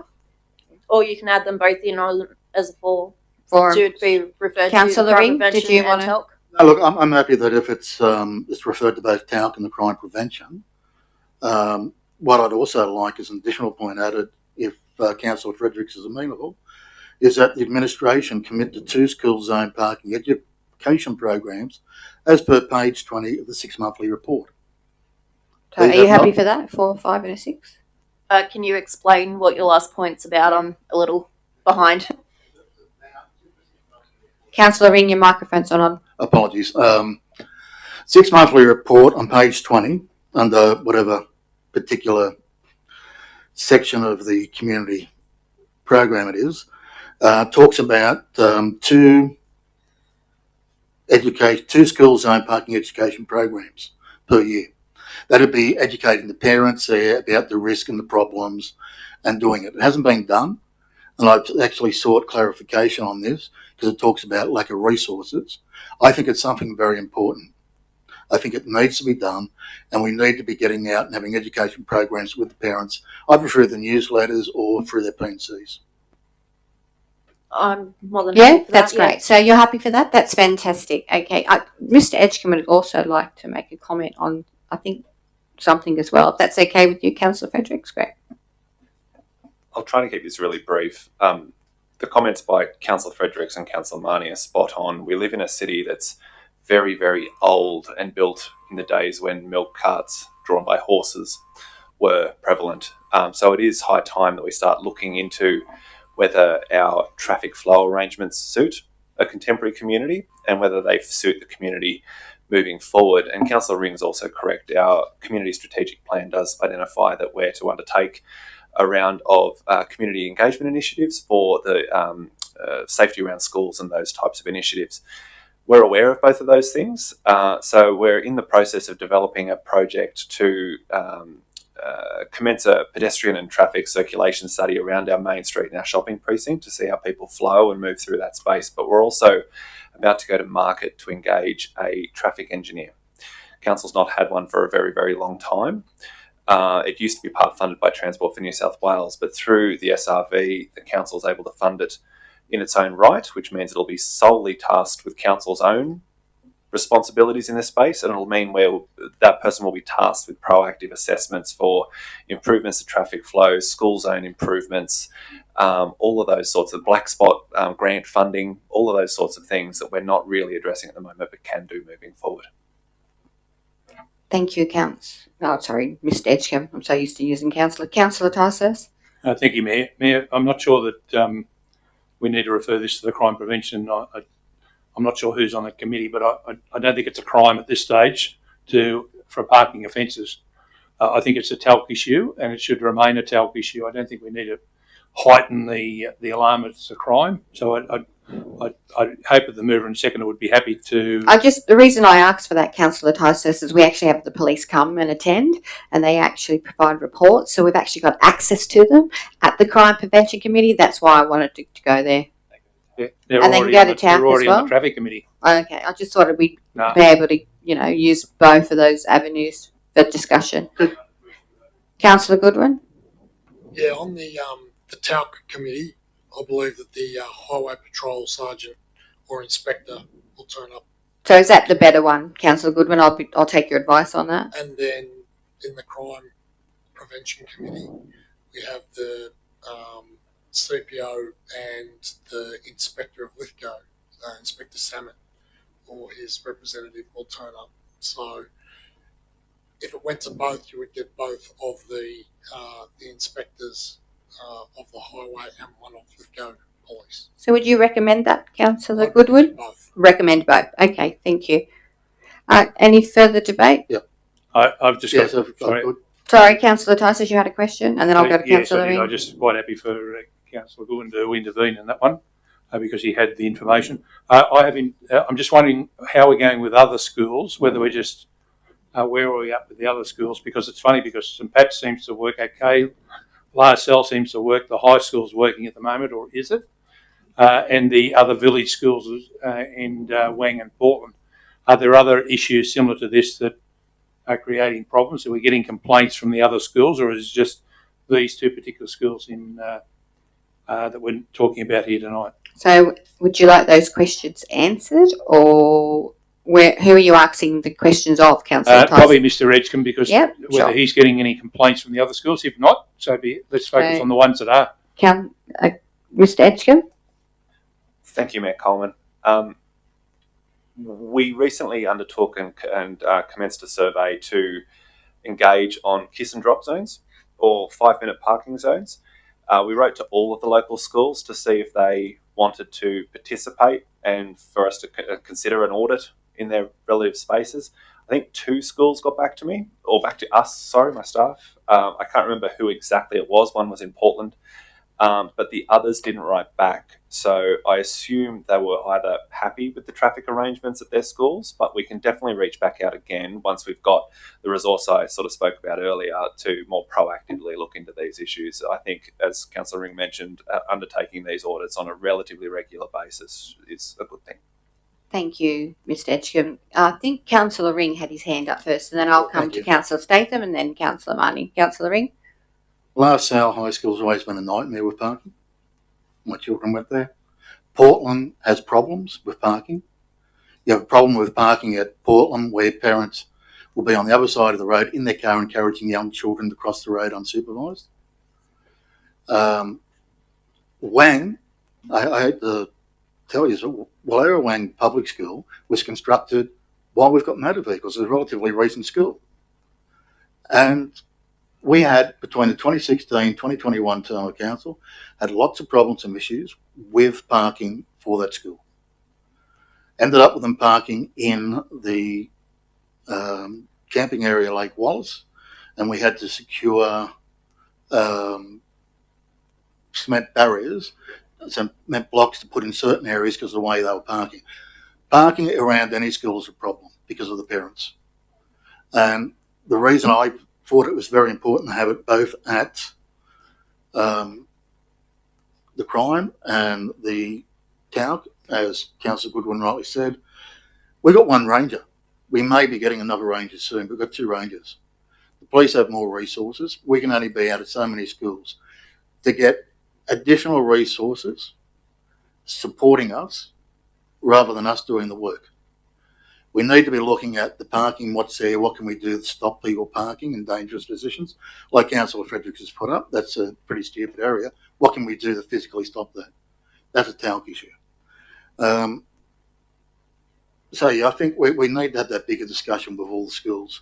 There are smaller schools there, it's not a problem, but pretty much all the major schools have a problem, and we need to address it. Thank you, Councillor. And Councillor Statham and then Councillor Marnie. Yes, Mayor Coleman. Land is extremely scarce in all areas where the schools. There's not many schools now. Perhaps Meadow Flat and Cullumbullin are two that have probably effective parking. There may come a time where we have to get the bus services engaged more because there's no land in any of those schools, and it's a nightmare down at Zigzag, as it is in pretty much most of the schools in the area, except for some of the very small schools. There's got to be an alternate way to be able to get the children safer to school. And if that is some drop-off points, pick-up points too, so that people can pick people up. Even at Meadow Flat, not many parents now drop their children off. Well, Errolwang, huge amount of parents drop their children off and then go to work. I think we need to be looking at some sort of functional areas that can be used for bus stops so that buses can come in and pick those children up in an area that's very safe. One of these days, somebody's going to be hurt at one of these schools, and it might be a child, but it might also be an adult. So I do agree with Councillor Fredericks. It's a great notice of motion, but we have to realise that where is the land? There's no land. So we have to go into some sort of other, besides building a two-storey car park, and then you're only focusing on one area. So I think, we've got to look at getting more children on the bus services. Thank you, Councillor Statham. I'll go to Councillor Marnie. More an administrative thing here. No, Councillor Ring brought forward a resolution very early in this term as far as a record of resolutions from the council. This matter interplays with another notice of motion. We need to see that's happening, because that'll help guide, hopefully, staff in how to deal with these two motions, which have got some crossover points. So perhaps if we could get I get some advice for you, Councillor Marnie. Thank you, Mayor Cobb. Mr. Gurney, please. Through you, Mayor. The resolution that Councillor Marnie is referring to was, and this is from memory, and I'm looking at Councillor Ring, who I'm sure will correct me, that for the administration to have a process in place by around about now and begin reporting to council from July. So we are on track for that. We have been actively reviewing outstanding resolutions at the executive team meeting in the last week. If I could, it was backdated to the last financial year, so it was a full 12 months prior to this term. Thank you, Mr. Gurney. Thank you, Councillor Ring. Councillor Marnie, does that satisfy you? Is there any further debate on this matter? No? I'll put Councillor Fredericks, your right to reply. Yeah, all right. As the question was asked by Councillor Tysus, why is it so good at St. Pat's? Why isn't there issues there? For instance, in the morning, St. Pat's bus stop and the Kiss and Go point are on, I think it's Lithgow straight across from the old chiropractors. In the afternoon, that is literally just a bus pulling bay. Most of the parents will park over in Coles, and then St. Pat's has their little walkers line where the teachers walk the kids out. They go across the crossing, meet their parents, go into the car park and leave that way. So that's why we probably don't have so many complaints about St. Pat's. It would be great if we could try and work something like that out with Lithgow Primary, for instance. I mean, you've got the parking lot behind the taxi rank. Hop, jump and a skip away from the school. Maybe get them to close Short Street in the afternoon. Have students come out Mort Street, meet their parents, go across the crossings into the car park over there. It will reduce the risk in Short Street. Like, they're the type of ideas that we could come up with, discuss, maybe even implement. I get it, it's not possible for all the schools, but it's a start. And if we do speak with the schools, at least then we can get some ideas off of them, and then possibly include the Department of Education, who might have ideas as well. It's one of those things where we've all got to work together in order to come up with proactive and safe solutions. Thank you, Councillor Frederick. I'll put the motion to you. All those in favour? All those against? Declare that carried. Thank you. We'll move on to questions with notice. The monthly duty, Councillor Tysus. Just Councillor Tysus, for your information and for the councillors' information. Under clause 316, the general manager or their nominee may respond to a question with notice submitted under clause 314 by the way of a report included in the business papers for the relevant meeting of the council or orally at the meeting. The general manager has provided a written report.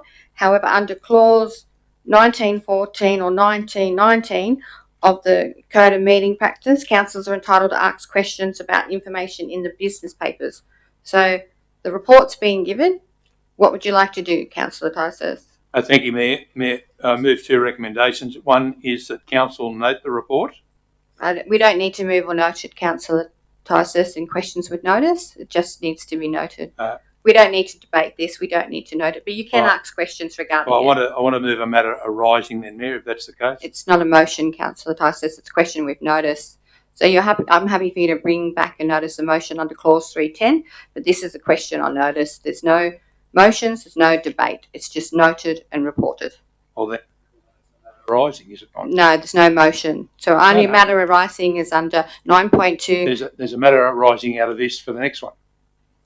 There's a question on notice. The question has been asked and has been answered. Yeah, I get that. Yeah, but there's no debate on questions with notice. I'm not debating it. I'm just telling you I've got a matter arising from this question with notice. But there's no motion. There's no motion. In order to have a matter arising, you need to have a motion. There's no motion. It's a question. That is my ruling. It's question on notice according to the Code of Meeting Practice. 3.2 is same thing. It's question on notice. Councillor Tysus, Lithgow Grain Track. The question has been there. It has been answered. You can ask questions. If not, then we proceed further. Thank you, Mayor.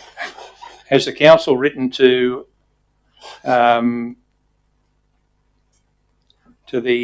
owners of the Lithgow Greyhound Track and asked them to clean their site up? That's absolutely overgrown with grass and everything else. Can we have that answered, or would you like to take it on notice? I'd like it answered if I can. Mr. Elwood? Through yourself, Mayor Coleman, council has been in contact verbally with the New South Wales Greyhound Association regarding their plans for that site, and we are also investigating the means of being able to require a fix to some of the growth and the aesthetics issue. We have been advised that the New South Wales Greyhounds have a new proposal with the government, with the relevant minister, and awaiting sign off on that. It is at a reduced level than the project plan that was presented and approved by previous government. Thank you, Mr. Elwood. So just another question, are they actually Yes. going to run greyhounds there, or just is it something Mr. else? Elwood, do we know that? Rabbits. I'm unsure at this stage. Thank you. Councillor Tysus, Mr. Elwood. Is it possible just to make a statement? A question, Councillor Statham. Pardon? It's a question, no statement, sorry. Question we've noticed, you can ask questions according to the Code of Meeting Practice, but statements are not allowed, unfortunately. We'll move on. Councillor, the next question we've noticed is Councillor Ring. Same applies to your question we've noticed. 33, 34, 35. I have no questions. Yeah. If we could move on to the administration reports. Yep, so we're moving on to the... I do have a question for 3.5. Okay, so 3.5. So 3.3 we move on, 3.4 we move on, and 3.5 any councillor can ask a question irrelevant of the question. So Councillor Fredericks. All right. I want to know has council management, etc., been made aware that EA has actually changed the amount that the reservoir will be able to hold? It's gone from 4.6 gigalitres to 5.3 gigalitres, which is a raising of 15%, which means the reservoir wall will have to be raised as well, which also means that instead of a 2.1 drop, it's going to be a 2.5 drop. Has council been made aware of that? Do we have any answers to those questions? Through you, Mayor, the administration has not received any official correspondence in relation to that matter. I look forward to your next notice of motion, Councillor Fredericks. Thank you. We'll move on. Excuse me, Mayor Coleman, can I please ask a question? Yes, on about one the item. greyhounds? Yes, we can. We've moved on, but I'm happy to come back a little. What was your question? Are you aware that I believe the information is at the minister's desk as we speak? No, thank you for that. But that was thank you. That wasn't a question, but thank you for the information. Are you aware? Yes, but then that's fine. We'll move on. Thank you. I've got a question there in regards to what Councillor Frederick said. Yes. Can the council find out what the answer to that question is? We take that on notice? Yes, we'll take that on notice. Thank you. Thank you. All right. And just quickly, I noticed that Councillor Ring has taken parts of the letter that 4.1 has printed from Nicole McKinjey, I think her name is. Who was in... Point of order. I've not taken anything from any letter. My questions and notice were written quite early, and I take offence at that statement. Oh, I need to uphold that point of order. Councillor Fredericks will move on. Could I ask me that we have a break since we've been going for 2 hours, 15 minutes, a 10-minute break to grab a cup? Mayor, could we deal with 3.1 from the... Yeah, let's deal with that first, and then you can have a break after which that, is from the Councillor Tysus. subsequent paper. We have people here. If we can get Waiting. that dealt with, Yep. that'd be good. And then have a break. All right, so all the questions we've noticed have been done. The report that we're now debating, my understanding is 3.1. Yep. Okay, so is there any motion? I'd like to move it, and I have an amendment to make as well, please, if I may. Yes, Councillor Ring. Is there a seconder? Well, I'd like to read the amendment. Read it first? Read it Yep. first. Give people a chance. I'd like an additional point. That the administration seek a cost for undertaking the upgrade of the southern footpath concurrently with the proposed works, and that an extraordinary council meeting is called to determine if council will immediately seek a loan to undertake the works. I'd like to amend point 2 to read, the administration investigate and provide a report to the next strategic review committee meeting for infrastructure on the costs of temporary measures to improve the safety of the remainder of Lithgow's Main Street. I'm happy to second that. Thank you, Councillor Marnie. Councillor Ring? I don't want to flog this to death. I agree with what Mrs. Crane said. She raised valid points. A number of people weren't told. There was poor communication. What I want is to resolve this issue. What I want is to get a result. I don't want to drag it on. I've got paperwork signed to call the extraordinary meeting. I've got 3 signatures. At the present moment, the works, when you read the reports, Mr. Edgecombe would be aware of the costs for doing the works. This could be dealt with in confidential meeting.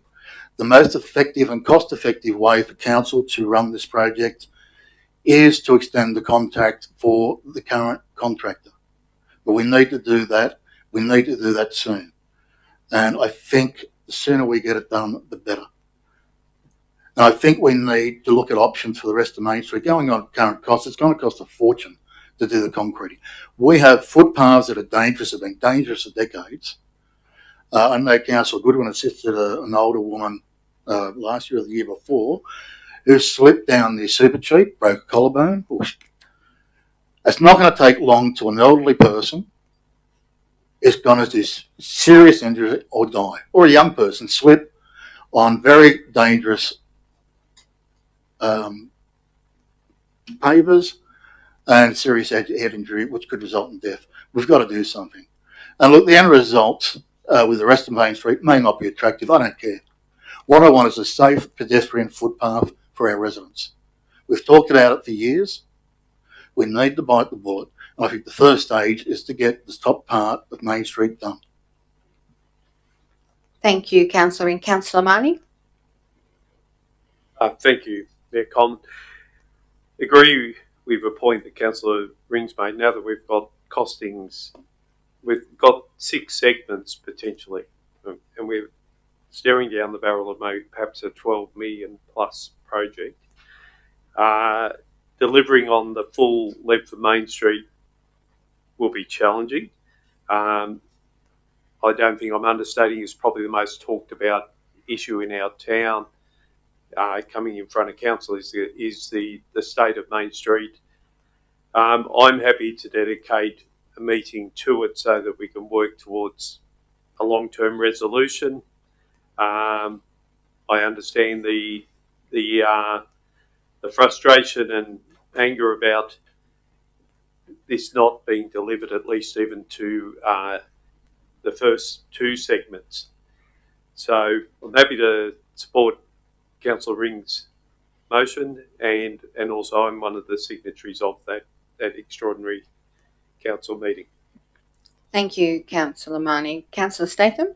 Mayor Coleman, this has been going on for over a decade. It's I agree with some ideas of Councillor Ring and Councillor Marnie. However, I don't agree that it should just be done. It doesn't really matter what it looks like.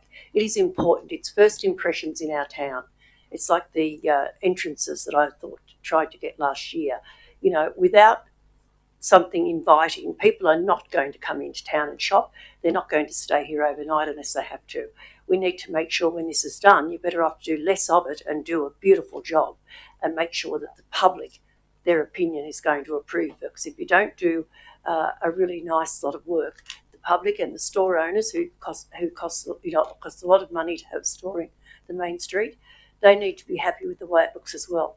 So I would insist that when this is done, it's not just a slapdash job. It has to be done to a high standard as well. Thank you, Councillor Statham. Do we have any further debate on this matter? Right a reply, Councillor Ring? I don't think there was any opposition. No, only to comments of Councillor Statham. Well aware of Sheila's presentation. I'm more concerned about the safety, and there are treatments that can be done which won't make it look unattractive, but there's plenty of streets that are successful that have pretty shoddy footpaths. At the moment, we need a safe footpath. That's critical. Thank you, Councillor Ring. I'll put the motion. All those in favour? All those against? Declare that carried. Thank you, councillors. The next. Move as Councillor Tysus did for a 5-minute break. Yep. So Councillor Ring, Councillor Tysus, you're seconding that? Yep. I'll put that to you. All those in favour, all those against, declare that carried.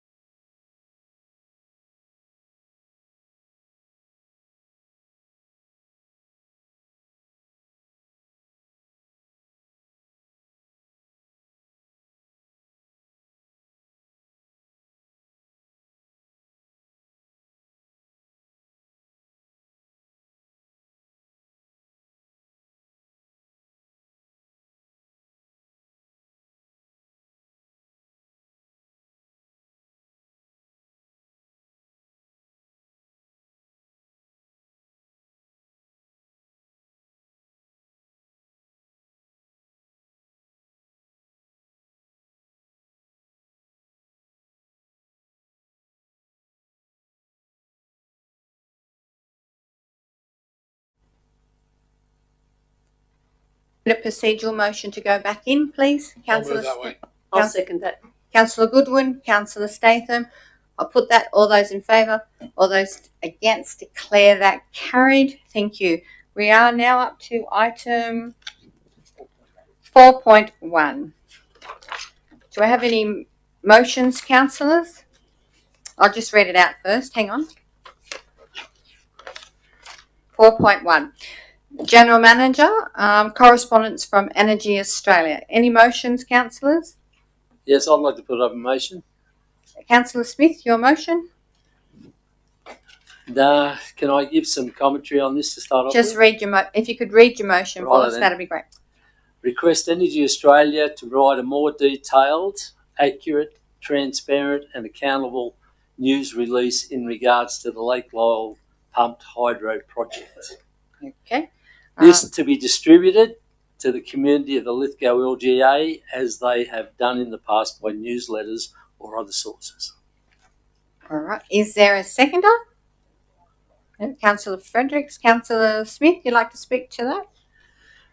Well, with this letter that we've seen here from Energy Australia, they do acknowledge the opposition that the Lake Lyell pumped hydro project has put up from Lithgow Council. So some questions must be asked. In this letter, there was a meeting held in January. Where was that discussed and with whom? Was that a question you'd like answered, Councillor Smith? Yes. Through you, General Manager, I'm assuming to Mr. Edgecombe?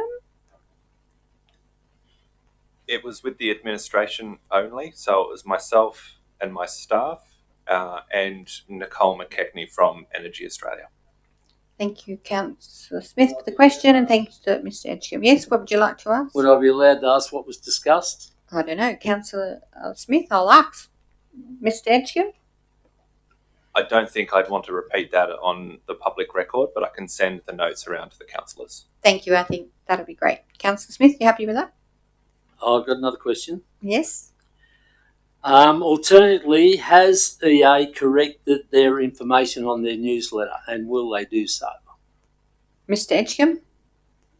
Thank you, Mayor Coleman.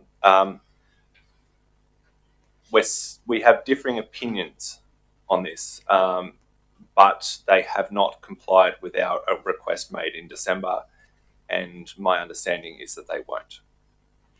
Thank you, Mr. Edgecombe. Councillor Smith? Next question. How does this... Hang on, before we go any further, because you seem to have a lot of questions. You've got a motion up, but we don't have a seconder, so I really need that. Oh, Councillor Fredericks did. Sorry, I apologise. Back to you, Councillor Smith.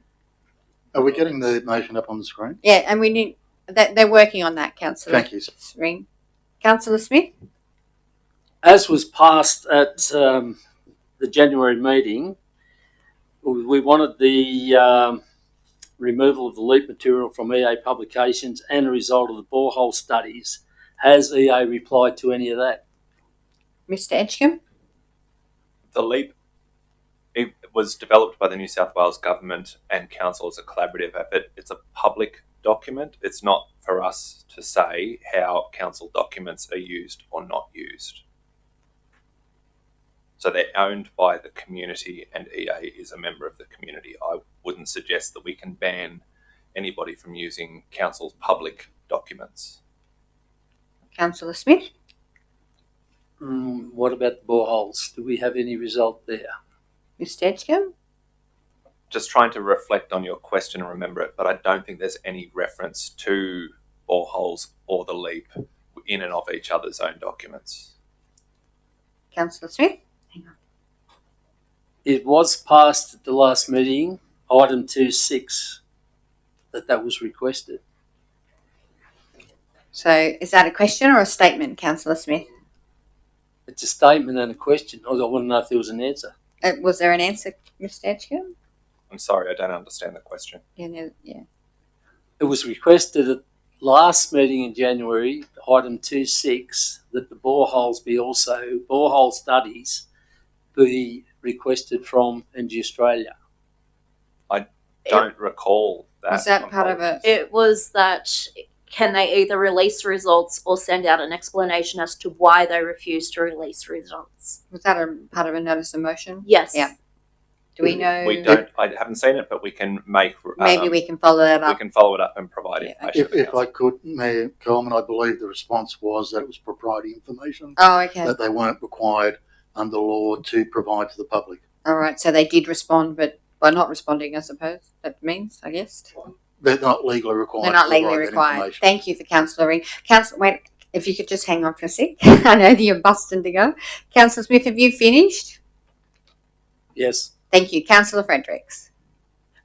With your permission, I'd like to also add a second point with this for Energy Australia to keep the public and council aware of any ongoing changes, such as the 15% increase in the storage and the change in the drop, because we do need to be kept up to date with all of that.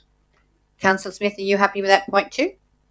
Can I ask a question? Hang on, Councillor Ring. No, I'd be happy with that, but there's a lot of other questions I'd like to know too, which is part of that motion. A full newsletter with all the information. Might be best that if you can provide all the questions to Mr. Edgecombe and then he could respond to you at a later date, or would you like them answered now? If you can answer them now, answer them now. How many do you have? Well, maybe it might be better to go down in a major question area. Yeah.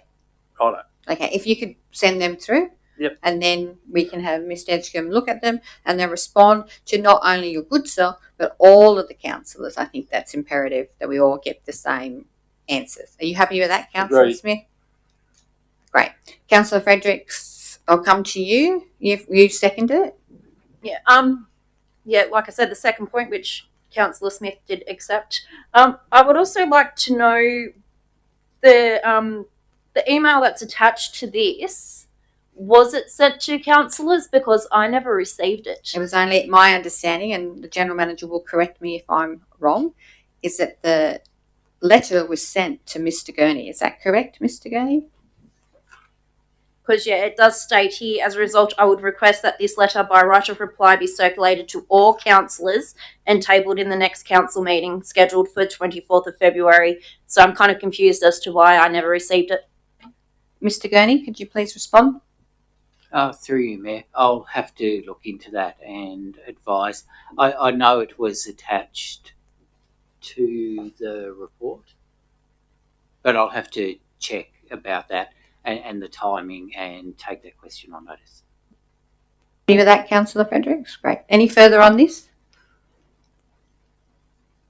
No, it's just that, yeah, we need to be kept up to date with any changes, which they actually were talking about at a couple of the shows recently. The change in how much it's going to hold, the change in the drop, that was all coming out of Energy Australia's mouth. So they need to keep us updated with those kind of things, and they need to be publishing that in the public forum as well, because these little changes, they may appear little to them, but it could actually be quite large in scale. Thank you, Councillor Frederick. Councillor Ring, yes, I was coming back to you. Question for you to the administration. Given the question on notice I had about the pumped hydro and the resolution 24208, does that resolution not preclude council asking for this information moving forward? Mr. Edgecombe? We've said we're totally opposed to it. Everything else I've asked, no, we shouldn't be doing this. So I fail to see why they would provide us with information, or why we're even asking for it. Councillor Ring, thank you. Mr. Gurney? Through you, Mayor. If council resolves on, as per the motion at the moment tonight, then the administration would act upon that. So in many cases, it is a broad, as was stated in the response to the question on notice, it was a very broad resolution, the one that the council put forward in October last year. So in many cases, if there are questions or queries from Energy Australia or that come up, we would need to go to council for further guidance. Thank you for that. Councillor Ring? No, I appreciate the answer. No, I won't be supporting it. I don't know anyone was surprised that this letter came. They did not have an opportunity to speak to the motion originally. From reading this, the information was sent to Mr. Gurney to be read out at the last meeting. It wasn't. I understand that's because Mr. Gurney did not have access to his emails. But I don't know anyone would understand why they're upset. They've had 3 to 4 years of a council saying, we support this, we want to know. Then all of a sudden, bang. And regardless of this idea that we've worked with them a lot of things, it doesn't matter. They're not beholden to us, we're not beholden to them. But to think they're not going to act like this or be upset, I think is very naive. Thank you. Thank you, Councillor Ring. You've spoken already, Councillor Fredericks. I'm sorry. Any further debate? No? I'll come back to Councillor Marnie. Look, I understand Councillor Ring, they may be disappointed, but any project risk assessment that I've ever been on would look at risks of the project not going ahead. I don't think at any occasion that the council unanimously supported this. There were a number of councillors who, and myself included, that needed to be convinced of the merits. Whilst having support to the technology, I wasn't convinced of this location being it. Also found in the last term, uneven briefing is probably the best way I can describe my interaction with this project.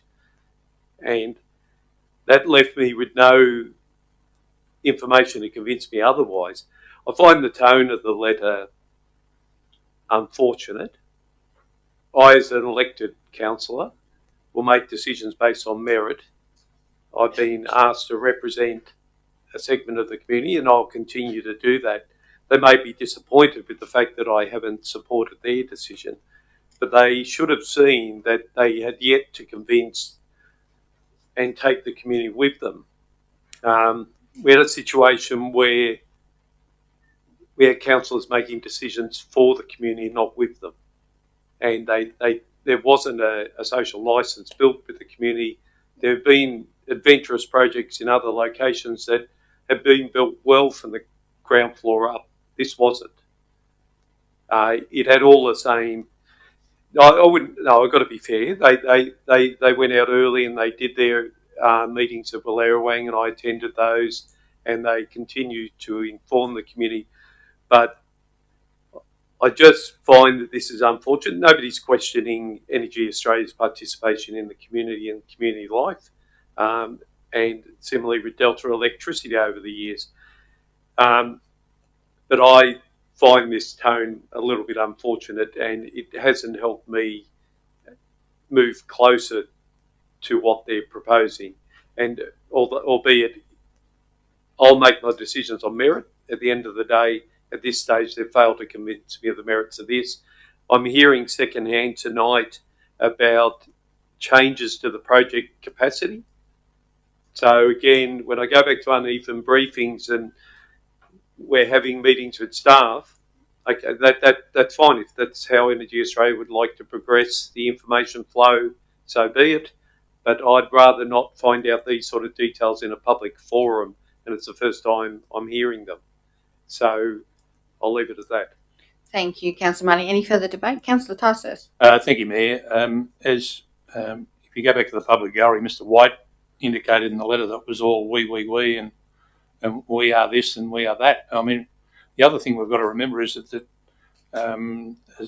for all the good work that they're doing, they're just misreading the whole community on the project, and it's understandable that we have concerns because they've been funded some $11 million that will be recoverable if the project doesn't even go ahead. So, we're standing up for what we believe in as elected councillors and the council itself, and we have as much right as they, because at the end of the day, we are we too. And we have said 8-1 that we don't agree with that project, and the likelihood is that depending on what happens at the federal election, another decision will be made by others anyway. So, while they're recoverable to up to $11 million, I don't know how much they've spent already, but the reality is that we're representing the ratepayers of the community, and I think Mr. White said too, if I remember rightly, that we had an election on it, and that was what the public wanted from where I sit as well. So I put that on the public record. Thank you, Councillor Tyson. Is there any further debate? If not, right reply, Councillor Smith. It must be said that Energy Australia is important to our area, but they also state that they want to be a constructive contributor to our economy. They state they remain open to providing information that's comprehensive in engagement and communication. Unfortunately, at the last Energy Australia Consultative Community meeting, a number of questions were asked regarding the project and most were not given. Most answers weren't supplied. Now, that's a contradiction of what they say in the letter that we see here, how they're going to be open and communicative. Totally, unfortunately wrong. And what's being said here about the changes in the actual project, we only heard that at the Energy Australia meeting the other day. So they haven't been forthcoming with changes in their project, keeping everybody up to date. The neighbourhood and benefit plans and things that they've talked about, most, I'd say nearly 100% of people are up in arms about it because it is not constructive, nor is it accountable nor open, as they claim. So, and I'd like people, for the exercise, if they want to go and find out some information, to go to headquarters in Main Street and see what you get. You won't get much information. And there's a phone number if you'd like to ring it too, which is on their newsletters. And I'll read the number for you if you like, 1800 574 947. Ring it up tomorrow and see what answers you get. The best of luck if you get any. So all the information that they've been giving, and they come out with also a neighbourhood benefits, a shared community benefits program. This is what we learnt the other day as well. Now, this is a multi-million dollar program. In actual fact, it's 20 million. So here we are. This so-called plan is to last for the life of this project, 80 years. Now, I'm probably not great at maths, but I would say they're going to give the Lithgow community so-called 20 million over 80 years, which calculates in my estimates at $250,000 a year. Now, if Energy Australia is not going to come across with that principal sum, they're quite obviously going to invest that money into somewhere. And if they do, all they'll give us is a paltry interest payment at 1.25% on $20 million, which is almost laughable, and which equates to $250,000 a year. So I find that they're actually treating us as a community with contempt with such an offer. I must admit $250,000 a year would be better than nothing, but I don't think that this is what we will pay, what we will get back. Very little in return for such a bad environmental legacy that will be left after 80 years. Thank you. Thank you, Councillor Smith. I'll put that. All those in favour? All those against? Declare that carried. Thank you. Can we have a division, please? Yes, absolutely. All those in favour, please raise your hand. Councillor Evangelidis, Councillor Smith, Councillor Marnie, Councillor Fredericks, Councillor Tysus, Councillor Coleman. All those against, please raise your hand. Councillor Statham, Councillor Goodwin and Councillor Ring. The matter's been carried. Thank you. The next item is 4.2. Policy 9.5, Councillors' Expenses and Facilities, which is on page 26. Is there any motions, councillors? I'm happy to move it as it stands. Thank you, Councillor Ring. Is there a seconder? Councillor Fredericks, Councillor Ring? No, the policy is quite good. There's been minor changes to it. I think it stands on its merits. It clearly articulates the funding available for councillors. In the past, the amount of money spent on councillors for training has never been fully utilised, which is really a great shame, because we should be seeking as often as we can opportunities to gain greater knowledge so we can serve the community better. So I think it's incumbent upon us as councillors to work with the General Manager. This is what we want to do. It doesn't have to be in the first 12 months. We've got 4 years on this term. And there's some councillors here I think would benefit from the executive certificate in local government run by local government New South Wales. I don't mean that with disrespect to anyone. I did one for AICD. I mean, I'd be interested in doing it as well at some stage possibly, but it's just a time commitment for me at the moment. So I think all councillors should be looking at what opportunities are available and what they can do. Thank you, Councillor Ring. Councillor Fredericks? Well, it's self-explanatory, and Councillor Ring pretty much covered everything. So, thank you, Councillor Frederick. Any further debate, Councillor Marnie? Just very briefly, I'm not going to repeat it, but I think I also would just like to acknowledge, yes, what you said there, Councillor. If there's no opposition, Councillor Goodwin. Mayor Coleman, just a really quick one. We've expended 104,000 this year. We've got a budget of 200,000. We're not even 6 months in. What have we spent 104,000 on? Yeah. Question through you, Mr. Gurney. Can we answer that? Sorry, through you, Mayor. I'll partly take that on notice because I can ask for details of that expenditure to be sent around to councillors as soon as possible. However, just in brief summary, we've had, as councillors would be aware, of course, we've had an extensive councillor training and induction program since October last year, with quite a few training courses from LG New South Wales. So I am guessing that would be a large portion of the funds expended. Does that satisfy you, Councillor Goodwin? Thank you. If there's no further debate, I'll put that. I'd just like to make a closing remark, if I may, Mayor. Sure, Councillor Ring. And that right is when you look at the expenditure for this council on councils over a number of years, we are one of the cheapest councils in Category 4. The money that we expend or take in terms of training is very low, and I think we need to lift our game. Thank you, Councillor Ring. I'll put that. All those in favour? All those against? Declare that carried. Thank you, councillors. Item 4.3, which is Algar's National General Assembly Conference 24 to 27th of June 2025. Any motions, councillors? I'm happy to move it. As per recommendation? As per recommendation. Thank I'll you. second it. Thank you, Councillor Goodwin. Thank you, Councillor Ring. Councillor Ring? The recommendation is consistent with past practice of council.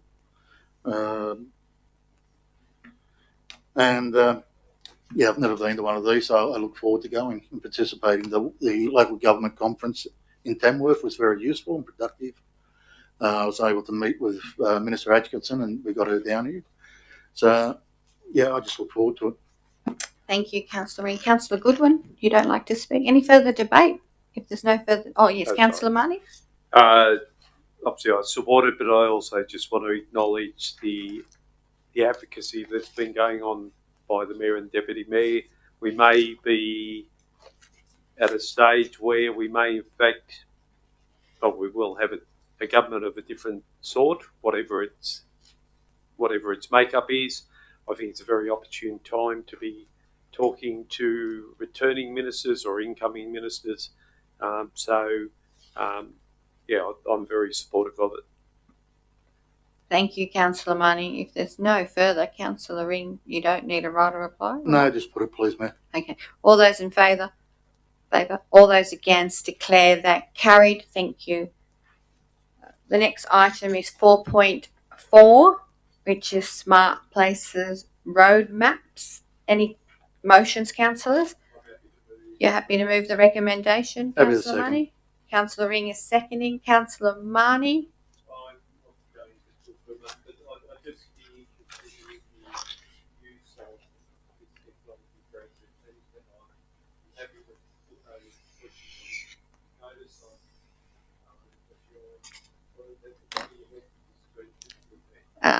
Mr. Gurney, Mr. Edgecombe, did you get those questions? Through you, Mayor. I will take it on notice, just obviously with projects related to the Smart Places Roadmap, we just have to look at business cases and available budget for those. We're particularly looking for grant funding to get us started with the roadmap projects. Thank you. Does that suffice, Councillor Marnie? If there's any further debate, Councillor Statham. Yes, I'd have to say point 5 is great, supporting grant applications and attracting investment. I think that it's essential that we have somebody doing the grant applications that's going to get results more times than get knocked back. And it's a huge lot of work doing those applications. It's time consuming, quite stressful, but I believe that if we work together and get some great applications in, we'll attract funding and investment. Thank you, Councillor Statham. As seconder, I'd like to. Councillor Ring Speak to moved it. Do you want? No, I seconded it. Councillor. Oh, okay. Councillor Marnie moved it, and Councillor Ring seconded it. So back to Councillor Ring. Thank you. But basically, we're dragging the chain on the use of smart technology and this sort of information. So I think this is a good start in the right direction. Thank you. Thank you, Councillor Ring. Sorry about that. All good. Apologise. All right. So, any further debate? No? I'll put that to, unless Councillor Marnie would like to write a reply. No? You happy? All right. All those in favour? All those against? Declare that carried. Thank you. 4.5, which is the December 2024 quarterly budget review. Any motions, councillors? Thank you, Councillor Marnie. Oh, second. And Councillor Ring is seconding. Councillor Marnie, I just need to slow down the minute. No, that's okay.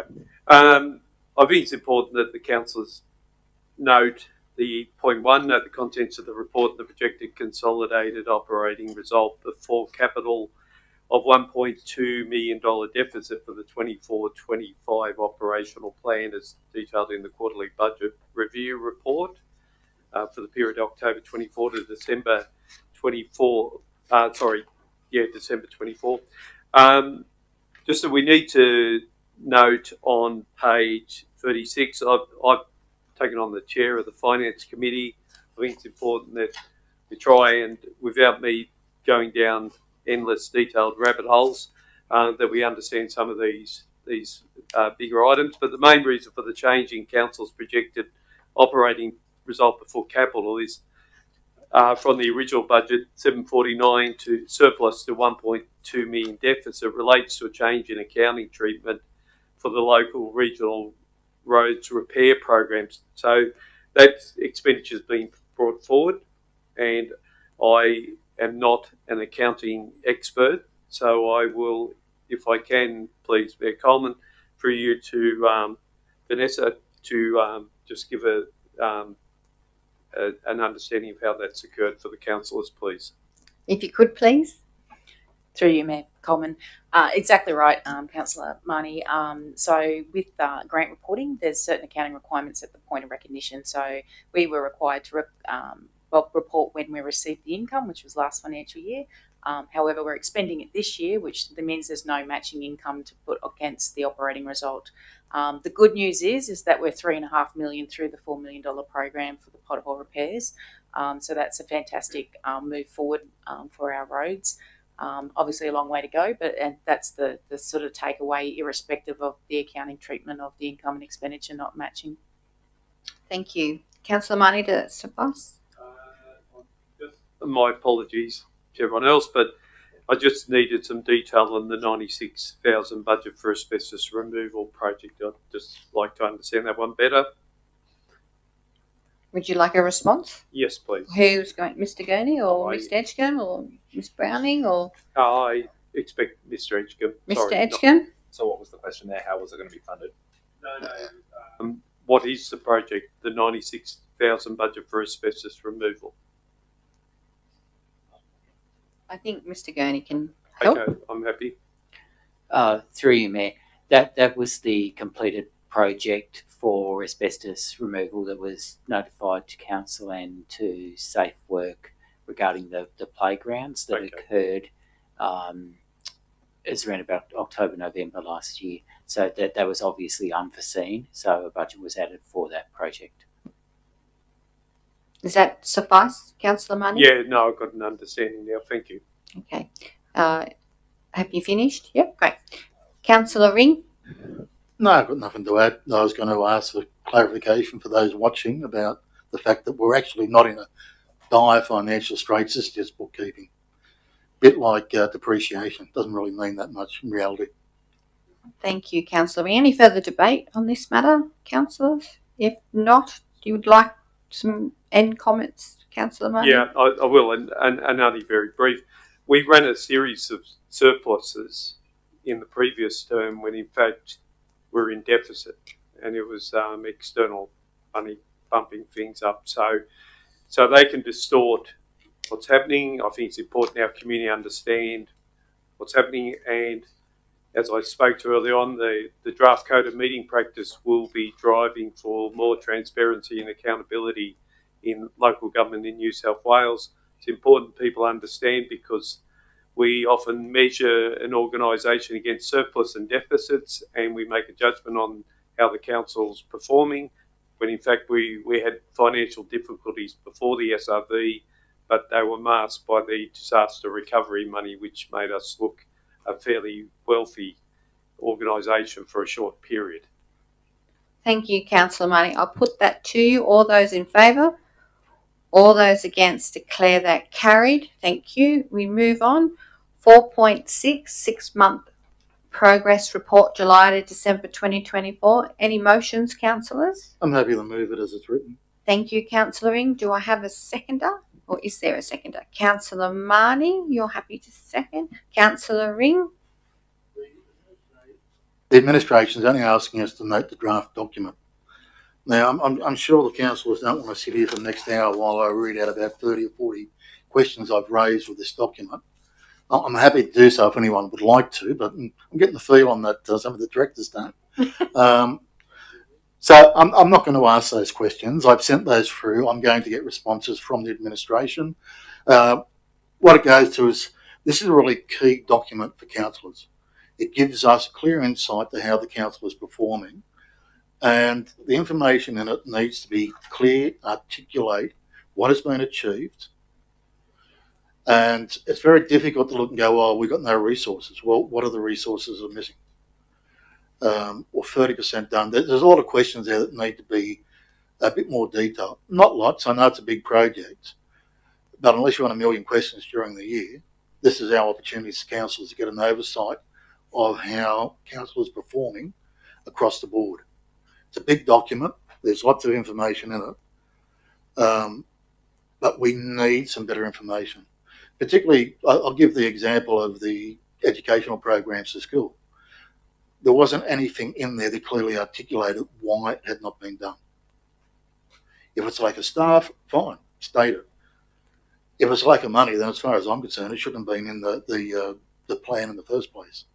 But I'm sure Mr. Gurney and I will have some discussions moving forward on that, and hopefully the next one will see some of these issues rectified. Thank you. Thank you, Councillor Ring. Councillor Marnie? No comment. Any further debate? Councillor Tysos? Thank you, Mayor. I just wanted to see if I can get some sort of public record of the update on the Clarence to Wang pipeline project and where we're heading with that. Thank you, Councillor Tysos. Can we have a response? Yes? Yep. Mr. Trapp? Through you, Mayor. So we've currently put in an application for some future funding for that through the Precinct Partnership Pathway, or program rather, for a detailed design of the full pipeline from Clarence to Wallerawang, as well as for a feasibility and concept design for a new water treatment plant at Wallerawang. So the project's still going here. We're still moving through quite a number of environmental approvals and different parts that form the review of environmental factors, and trying to de-risk the project as much as possible. So when we do eventually proceed to construction, we'll have a fairly thorough package of work ready to go. Thank you, Mr. Trapp. Councillor Tysos, are you happy with that? Yeah. Councillor Fredericks? I just need a little bit of clarity on what the capital works program is. I faintly remember hearing about it, but I'm drawing a blank. So right. If someone could explain what it is exactly and why it had 16.6 million spent on it. Yeah, okay. Councillor Fredericks, I think that would go to you, Mr. Edgecombe. So the Capital Works program is basically the council's endorsed operational plan for that year as it relates to the replacement, building of new or renewal of its asset base. So typically we spend about $12 million a year, but we're ramping that expenditure up considerably as we draw additional resources into the organisation. So do you understand what that means? So that means that in the year to date, 16.6 million's been spent. Are you okay with that? Yeah, thank you for explaining. Okay. So any further debate on this item? No? I'll put that to you. All those in favour? All those against? Declare that carried. Thank you. 4.7, which is the re-establishment of alcohol-free zones. Any motions, councillors? No, I'm happy to move it though. You're happy to move it as is? I'll second it. Okay, so Councillor Fredericks has moved it. Councillor Regan has seconded it. Yes? Oh, sorry. Are you right on this? Yeah. Yeah. Yeah, okay, no worries. Thank you for bringing that to my attention. All right, so Councillor Fredericks, would you like to speak to this? You've moved it? Well, it's pretty much common sense. It's in areas where there shouldn't be alcohol, so let's get the signs up. Great. Thank you, Councillor Fredericks. Councillor Ring? It's an administrative process as was done, as I believe, at the beginning of each term of council. It's just a standard procedure. Thank you, Councillor Ring. Is there any further debate? I actually have a question myself, but is there any further debate before I ask my question? No? Okay. If I could please, alcohol-free zones and al fresco dining, I often get questions from cafes and restaurants about this issue. How does this affect them applying for a licence outside their premises in regards to an alcohol-free zone? Because they often find it a little bit confusing and the process a bit daunting. Is there a way that we can assist? I'm assuming I asked that through Mr. Elwood. Is that right, Mr. Gurney? Yes, Mr. Elwood. Could you answer me, if that's okay? Yes, ma'am. So alfresco dining areas for cafes can operate within alcohol-free zones where they're licensed by council, subject to conditions that maybe require a requirement of the zone. So there is a permissibility to work with those businesses to get approval for them to have alfresco dining in those zones. If I could please, how do they start the process? Start the process by contacting our council environmental services team. All right, thank you. I often get that question. Now I can have that answered. If there's is there any further debate on this? No? Councillor Fredericks, you don't want any closing comments? You're right. Okay. All those in favour? All those against? Declare that carried. 4.8, caretaker deal, Lake Lyell. Any motions? Councillor Ring? Councillor Marnie seconding. Councillor Ring? I think it's a great document. I'm satisfied that clause 2.1 indemnifies a caretaker from any third-party claims because of the lack of approvals for operating a primitive campground. The failure of council to actually address this from day one always concerned me, particularly when we ended up into this issue with the caretaker. But I do have one question. And that is, the term of the deed concludes on the 27th of February 2028. At what point will council commence advertising for a new caretaker or operator? Yes, Mr. Gurney? Through you, Mayor. We haven't determined a set date yet, but it will be well and truly in advance because we will need to discuss and agree with council as to how we would proceed with a future deed, whether we go to tender or some other process in accordance with best practice and guidance at the time. Thank you, Mr. Gurney. Does that suffice, Councillor Ring? That suffices. Thank you. I need to go to Councillor Marnie. He seconded it. So, Councillor Marnie, you second this?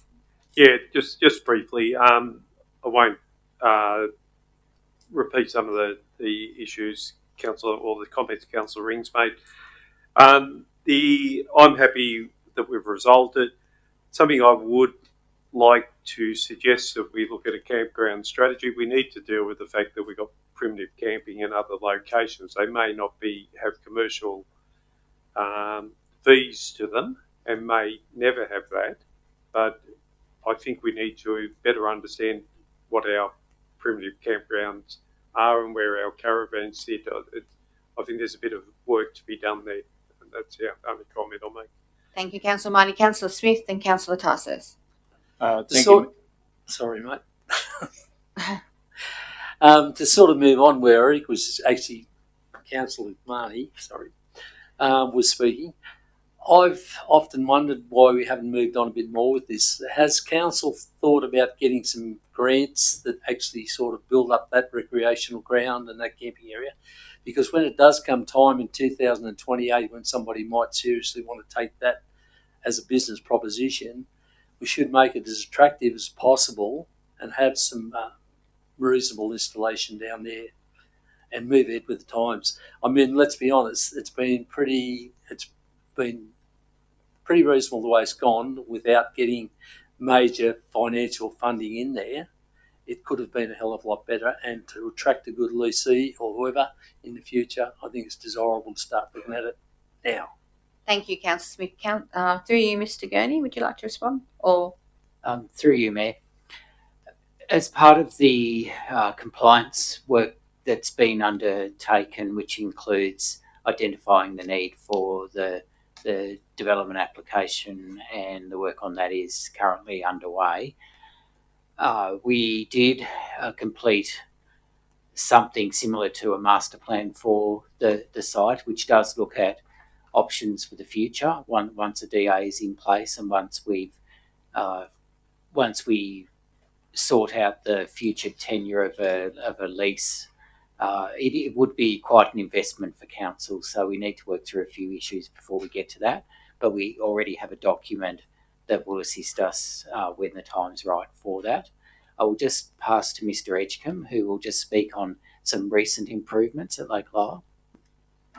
Just briefly, we do undertake regular audits because council does own some infrastructure. Well, sorry, council owns all of the infrastructure, but some of it is particularly can hold risks for the community if it's not regularly inspected. So we conduct those. And this financial year, we are replacing the playground at Lake Lyell. We've also done some repairs on the pontoon and the boat ramp as well. So, there is capacity to develop other sort of infrastructure in the site, but we're really focused on what's required to bring to lift the existing infrastructure into the 21st century. Thank you, Mr. Gurney. Thank you, Councillor Smith. Councillor Tarsus. Thank you, Mayor. Mayor, with the mover and second's approval, I'm happy to suggest at point 3 that council begin the process of a new lease from the 1st of January 2027. In other words, we're giving ourselves a 12-month lead up. It'll still be the same council because we're here. So it's going to happen under our term because it's only going to be another couple of years before we need to start doing it. And that will give the current caretaker, and whether they want to pursue the matter into another lease or whether other people become involved or not, but at least a 12-month lead up so that we've got it all sorted out before it, instead of going month to month and dragging it on. So, could I just have clarification? So you're asking that we start preparing the lease or advertising, seeking a new person or in 2027? Or begin the process from the.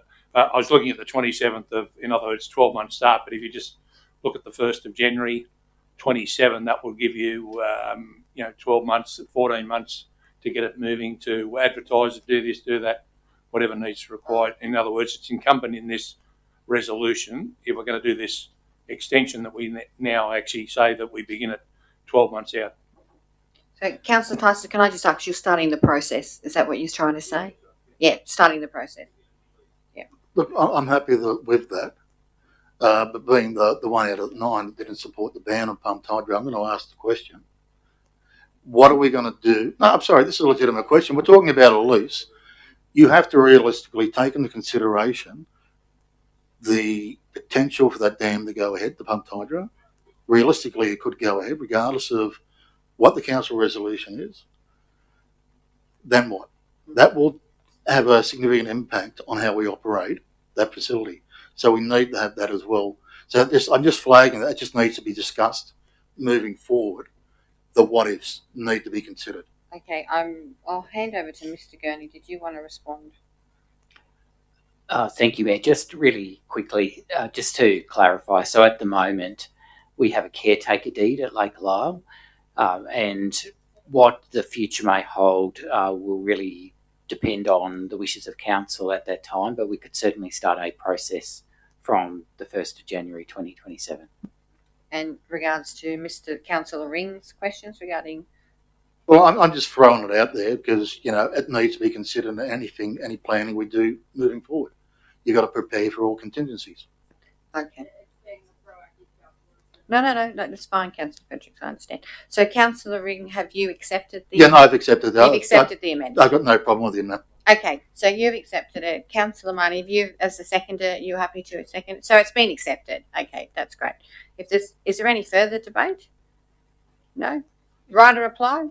No, only what I just said. We just need to be proactive and look at the various possible outcomes that will determine the lease and or license structure or how you operate the facility moving forward. Thank you. Okay, I'll put that to you. All those in favour? All those against? Declare that carried. Thank you, councillors. 4.9, notification of playground renewals. I'll move that way. Thank you. Thank you, Councillor Fredericks. Is there a seconder? I'll second it. Oh, sorry, Councillor Statham. Okay. I'll second it. So, Councillor Fredericks, Councillor Statham. No, that's fine. Oh, no. Okay. Who moved it? Councillor Statham. Who's seconding it? Councillor Ring. Councillor Fredericks doesn't have a beard. Right. Councillor Statham, you've moved it. Would you like to speak to it, please? Yes, thank you. Council's asset inspection team, along with the Parks and Recreation team, continually access and monitor installed play equipment to ensure it remains in safe state of play and compliance.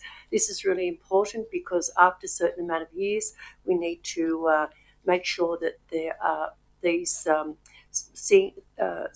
swings are free of accidents. It's extremely important. There are a lot of little swings around all the little villages, and as part of the operational plan for 24-25, there's an allocation of nearly $400,000, which will go to obviously remediate some swings and also put some new swings in areas that are, well deserved to get a swing set like Glen Alice. Thank you. Thank you, Councillor Statham. Councillor Ring. For you, Mayor Coleman, I have a question for the administration. I'd like an explanation as for why Lake Lyell and Glen Alice. Mainly for the benefit of people who will be watching this. I've had people ask why. I'm aware of the answer, but I'd just like that on public record. Yeah, not a problem. Mr. Gurney, through Mr. Edgecombe. Thank you very much, Mayor Coleman and Councillor Ring. The reason for those choices is the result of, as I mentioned in the report, the regular inspections that Council undertakes through undertakes by a qualified level 3 inspector of playground equipment. The Lake Lyell equipment has structural rust, which is starting to compromise the integrity of the play equipment. So it requires pretty prompt removal. Otherwise, it's going to represent a serious hazard to the community. And the Glen Davis equipment is probably our most remote playground to the Lithgow Council. So every time something requires repair there, it's, regardless of how minor the repair is, it's a half a day to a full day of that employee's time. So replacing that equipment will be a major improvement on the sort of the resourcing of that function of council.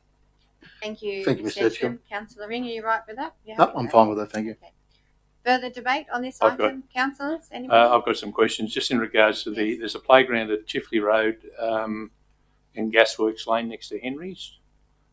There was a big tree there at some stage. It's been cut down. The playground's got no cover whatsoever, so no one uses it. I was just wondering whether there's anything where council's going to put a cover over that park or create some sort of shade, because it's a bit pointless having it. Mr. Edgecombe, can you answer Councillor Tysus? Happy for you to take it on We notice. we can take it on notice. You Yes, happy with that? I think that's the safest bet. We'll take it on notice. Yeah. You happy with that, Councillor Tysus? Yeah, thank you. Another question as well, Sure. just in regards to the resolution on the second page. It says at point 4 that this is to be carried out for an initial period of 6 months. I understand from 18195 that this is 2018, so certainly the 6 months has expired. Are we going to revisit that particular motion, or is it still outstanding? Mr. Gurney, can you please answer that? Through you, Mayor. The administration is currently working on a more complete delegations register that will go through the Finance Committee in the next month or two before being reported to Council, and my plan is for the delegations register to include a delegation, subject to Council approval of course, for the General Manager to accept Council tenders. So that will formally put it into a document that can be put on the website to show all the delegations. Councillor Tysus, you're happy with that? All right. Is there any further debate on this item? No? I'll go back to Councillor Statham. Would you like any closing comments? No, it's fine, thank you. I'll put that to you. All those in favour? All those against? Declare that carried. Thank you. 4.10, which is Specialist Services for Walgan Road Reconstruction Project. There's a recommendation. Is there any... Happy to move the Happy to recommendation. move that one? Okay, so Councillor Ring, is there a seconder to this? Councillor Fredericks? Yep. Okay. So, Councillor Ring, you've moved it? Yep. Would you like to speak to it, please? These projects from consultants are critical to progress the Walgan Road project. I'm very impressed with the tender report. I've read the entire document. It clearly articulates why people were chosen or not. I actually think it's a model that we should be using internally. It left me with no doubt about why a decision has been made. I'd actually like to see it being used. I'm happy to put that through the various committees. The Mayor and I were talking earlier, and she was a bit shocked by some of the hourly rates. However, we've got to remember that you're paying well over $100 for a mechanic these days. Nothing's cheap. And when you employ the larger companies from Sydney, particularly when they've got offices in the Rocks and, around the harbour, you're going to be hit with big dollar. We had 4, particularly with Aboriginal, 4 companies tendered. 2 were conforming. And I think we got, of the 2 that were conforming, we got the best one. So, yeah, I'd like to commend the staff on the report and the people that put the tender evaluation report together. Thank you, Councillor Ring. Councillor Fredericks? You don't have any further add? Do we have any further debate, Councillor Yeah, I'd Smith? like to just discuss these. You're saying these hourly rates are quite acceptable. I actually wouldn't mind a job like it.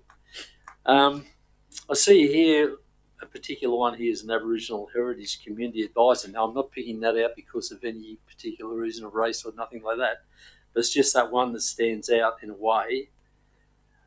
Works 400 hours at $250 an hour and gets $100,000. Now, in my assessment, I just think it's a bit over the top personally, but good on them if they're going to get it. But we're paying it, I assume, or it's in the disaster recovery fund, whatever it comes from. But still, 400 hours, if you actually equate to working 40-hour week, that's 10 weeks' work. That person is getting $10,000 a week. I mean, that's quite remarkable. Sorry, money. we're heading down a slippery slope here, Councillor Smith. We might just miss Well, maybe it is. Yeah, we just might provide some comments on that. Just a very brief comment. When we look at hourly rates, we're not just paying for the person. We're paying for the many, many years and decades of experience that they bring. We're also paying for public insurance and related costs that the business themselves incur. So this may not be a take-home rate. It includes a lot of things that we wouldn't exactly be privy to, but I would be careful what we continue to espouse on the public record without any confidence. Could I add to that? Can I just It might be best, Councillor Smith, if you have comments that you... If that was actually itemised a bit more in those documents, it would have been acceptable. Yeah. But looking at it there on face value, it doesn't look so great. Yeah. So maybe we could get Mr. Edgecombe to I'm simplify it a willing to little take bit anything on further, board. if that's okay. If there's other reasons for it, fair enough. And if you've got any further questions, I would like to encourage you to send them through so that you can get them answered by Mr. Edgecombe. Okay? Fair enough. Thanks. Any further debate? No? I'll put that to you. I'd like to write a reply, please. Councillor. I'd just like to put up that about 10 or 15 years ago, or probably close to 15, I engaged a consultant at Hartley. They were a buildings consultant, BCA specialist. They focused on fire safety for heritage buildings. In fact, the particular consultant had a PhD in heritage, which was about the only one in that field in the country. About 15 years ago, I was paying $500 an hour. That included staff, all sorts of things, as Mr. Edgecombe was saying. You're paying for expertise, you're paying for the office, you're paying for the vehicles, you're paying like any business. No different than going to a dentist. I remember reading years ago about dentists charging you so much for a visit. They've got equipment to cover, insurance, overheads. It's the same as any business. That's what this is. And as I said earlier, mechanics are costing you $100, $110 an hour. These fees are quite reasonable. Thank you. I'll put that to you. All those in favour? All those against? Declare that carried. Thank you. Moving on, 411, which is the Lithgow City Council Waste Management Services Tender. Any motions, councillors? Yeah, I'm happy to. You're happy to move? Move the recommendation. Is there a seconder? Yeah, I'll second it. Okay, Councillor Ring. Councillor Marnie? If I could read a question in regard to Fogo bin and green waste management. I've talked to this issue a number of times in the previous term. Are we looking at internal options or public-private partnerships going forward to manage Fogo bins, given that Sydney Metro will have completed its rollout as they trail behind more progressive councils like Lithgow? They'll need somewhere for their green waste to go. This provides a clear pathway into horticultural and agricultural products. I'm happy to endorse the Australian native landscape component at this stage, but I'd be interested whether there's a pathway going forward.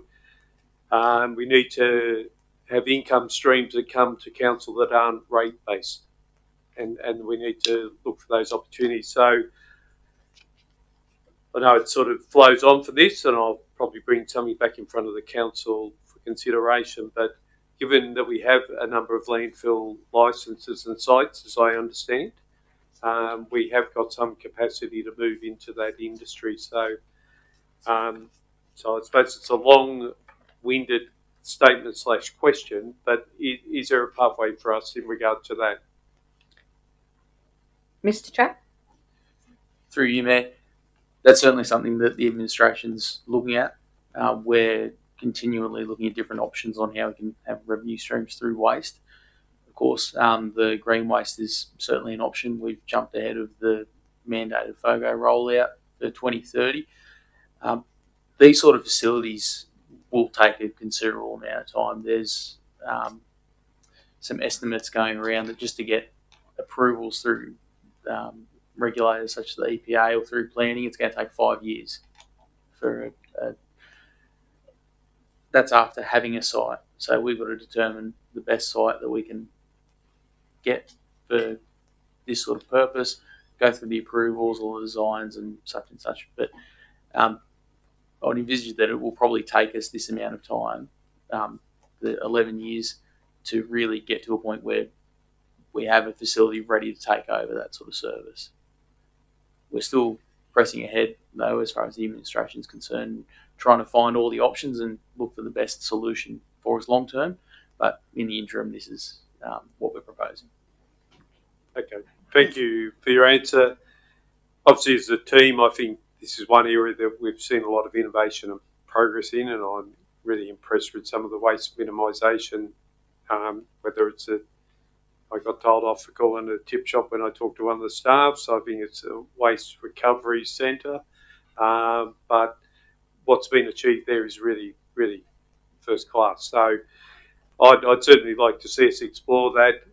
I'm a bit disappointed. I won't get into it to and from with you on this one, but the EPA's mandated the FOGOs. They've got to also support the receiving councils who can process this material. Very different to burning waste, mind you. Because obviously there's a commercial interest for Australian native landscapes to be involved. They will make money out of it, and I take my hat off to them because it's a great way of processing that waste. So I'd sort of hope that maybe that 11-year target, I can see it before I fall off the perch. But I think it'd be a great addition to our waste management systems. Thank you, Councillor Marnie. Councillor Ring? Look, I'd ask several questions on clarity of this. I got a number of answers, but I did ask about the FOGO bins as well, not necessarily for on similar lines to Eric and Councillor Marnie, but about the ability for biogas production. Every man and his dog's going to be making compost, but biogas is something that we can do and use, and we can use that for power generation, possibly down the track. It's something that within that 11 years, a decision can be made. Thank you. And I do look forward to seeing, when the reports do come back, whether or not we are going to actually provide bin services, Glen Alice, Glen Davis, and some of the outlying areas, as has been suggested in the report. Thank you, Councillor Ring. Any further debate? Councillor Tysos? I've just got some questions, Mayor. If I remember rightly, many years ago, this contract was delayed because there were some issues regarding staff. Where are we heading? Can I get some public comment in regards to whether the staff are going to be able to continue in the same role that they are? This was the issue where they were, it wasn't just here, it was elsewhere, I think, where they were doing some things, if you know what I'm talking about. Mr. Trapp, is that for you? Through you, Matt. I think what you're referring to is there was a change in the regulation regarding waste contractors and the staff that were performing these waste services being able to go backwards and forwards. These contracts obviously can last anywhere up to 15 years or more. So that continuity of employment, we'll be continuing with this recommendation the same contractor for curbside that we currently utilise. It will be an updated contract with different services potentially. But yes, under all accounts, we've gone through and through the probity advice, investigated and tried to obtain comment from the existing contractor relating to how we overcome that or get the information to satisfy that regulation change. But on all accounts, it should move across very smoothly. You happy with that, Councillor Tysos? Do I have any further debate on this? Councillor Marnie, would you like some final comments? I would just thank Councillor Tysos for bringing that issue forward. It's an important historic and in relatively recent times, but it's an important contract and employment issue. I also just want to acknowledge a point that Councillor Ring had made. He made this in the questions we've noticed in regard to, as a council, the group, I expect Councillor Ring's challenging us to think about the specifics of our notices of motion. When we talked to waste to energy, there was a clear understanding we didn't support industrial scale burning of household rubbish. But the biogas issue, we've also moved that on in an all-capturing motion, which I think is something we've got to be aware of. At the moment, we'll look at flaring methane, where we could have been looking at storing methane and putting it through a secondary use potentially. So I think some of the motions have come out of a point of frustration over a period of time, but we really need to consider when we're excluding some possible beneficial industries. So I'll leave it at that, and I'll put the recommendations to the council. Thank you, Councillor Money. I'll put that to you. All those in favour? All those against? Declare that carried. We now have 4.1, I understand. You moved it forward, Councillor. What I wanted, Mayor Coleman, was discuss 4.1 with 5.1. The Strategic Review Committee was done over 2 meetings because of time constraints. Yep. So if we can just deal with it as one item, that. Yep, we'll deal with it now. So 4.1 and 5.1. I'm happy to move that. So what are you moving? Yep. Moving the council notes the minutes of the Strategic Review Committee hold on 4th of February 2025 and was it the 17th or 18th? 18th. 18th of February 2025. Thank you, Councillor Ring. Is there a seconder? Councillor Fredericks. Thank you. Councillor Ring. Okay, there was considerable discussion at the first meeting, which was restricted to an hour because we had a briefing session after it. There's considerable discussion about reporting on major projects and grant-funded projects, particularly looking at timeframes. All projects undertaken by the Infrastructure and Water and Waste Directorate will be forwarded to each committee meeting. Reviews will also be undertaken in the Finance Committee meeting, so you'll have 2 committees looking at from slightly different angles about the performance and timing of projects. As Mr. Gurney can attest, I've banged on about timing of capital works projects and when they should be taken off the table for quite a number of years. And I think we're moving into that direction.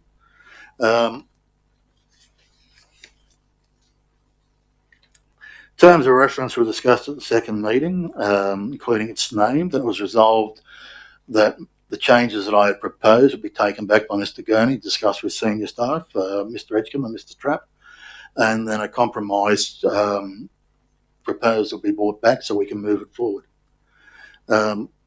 It's our committee, but we need to be working in partnership with the administration.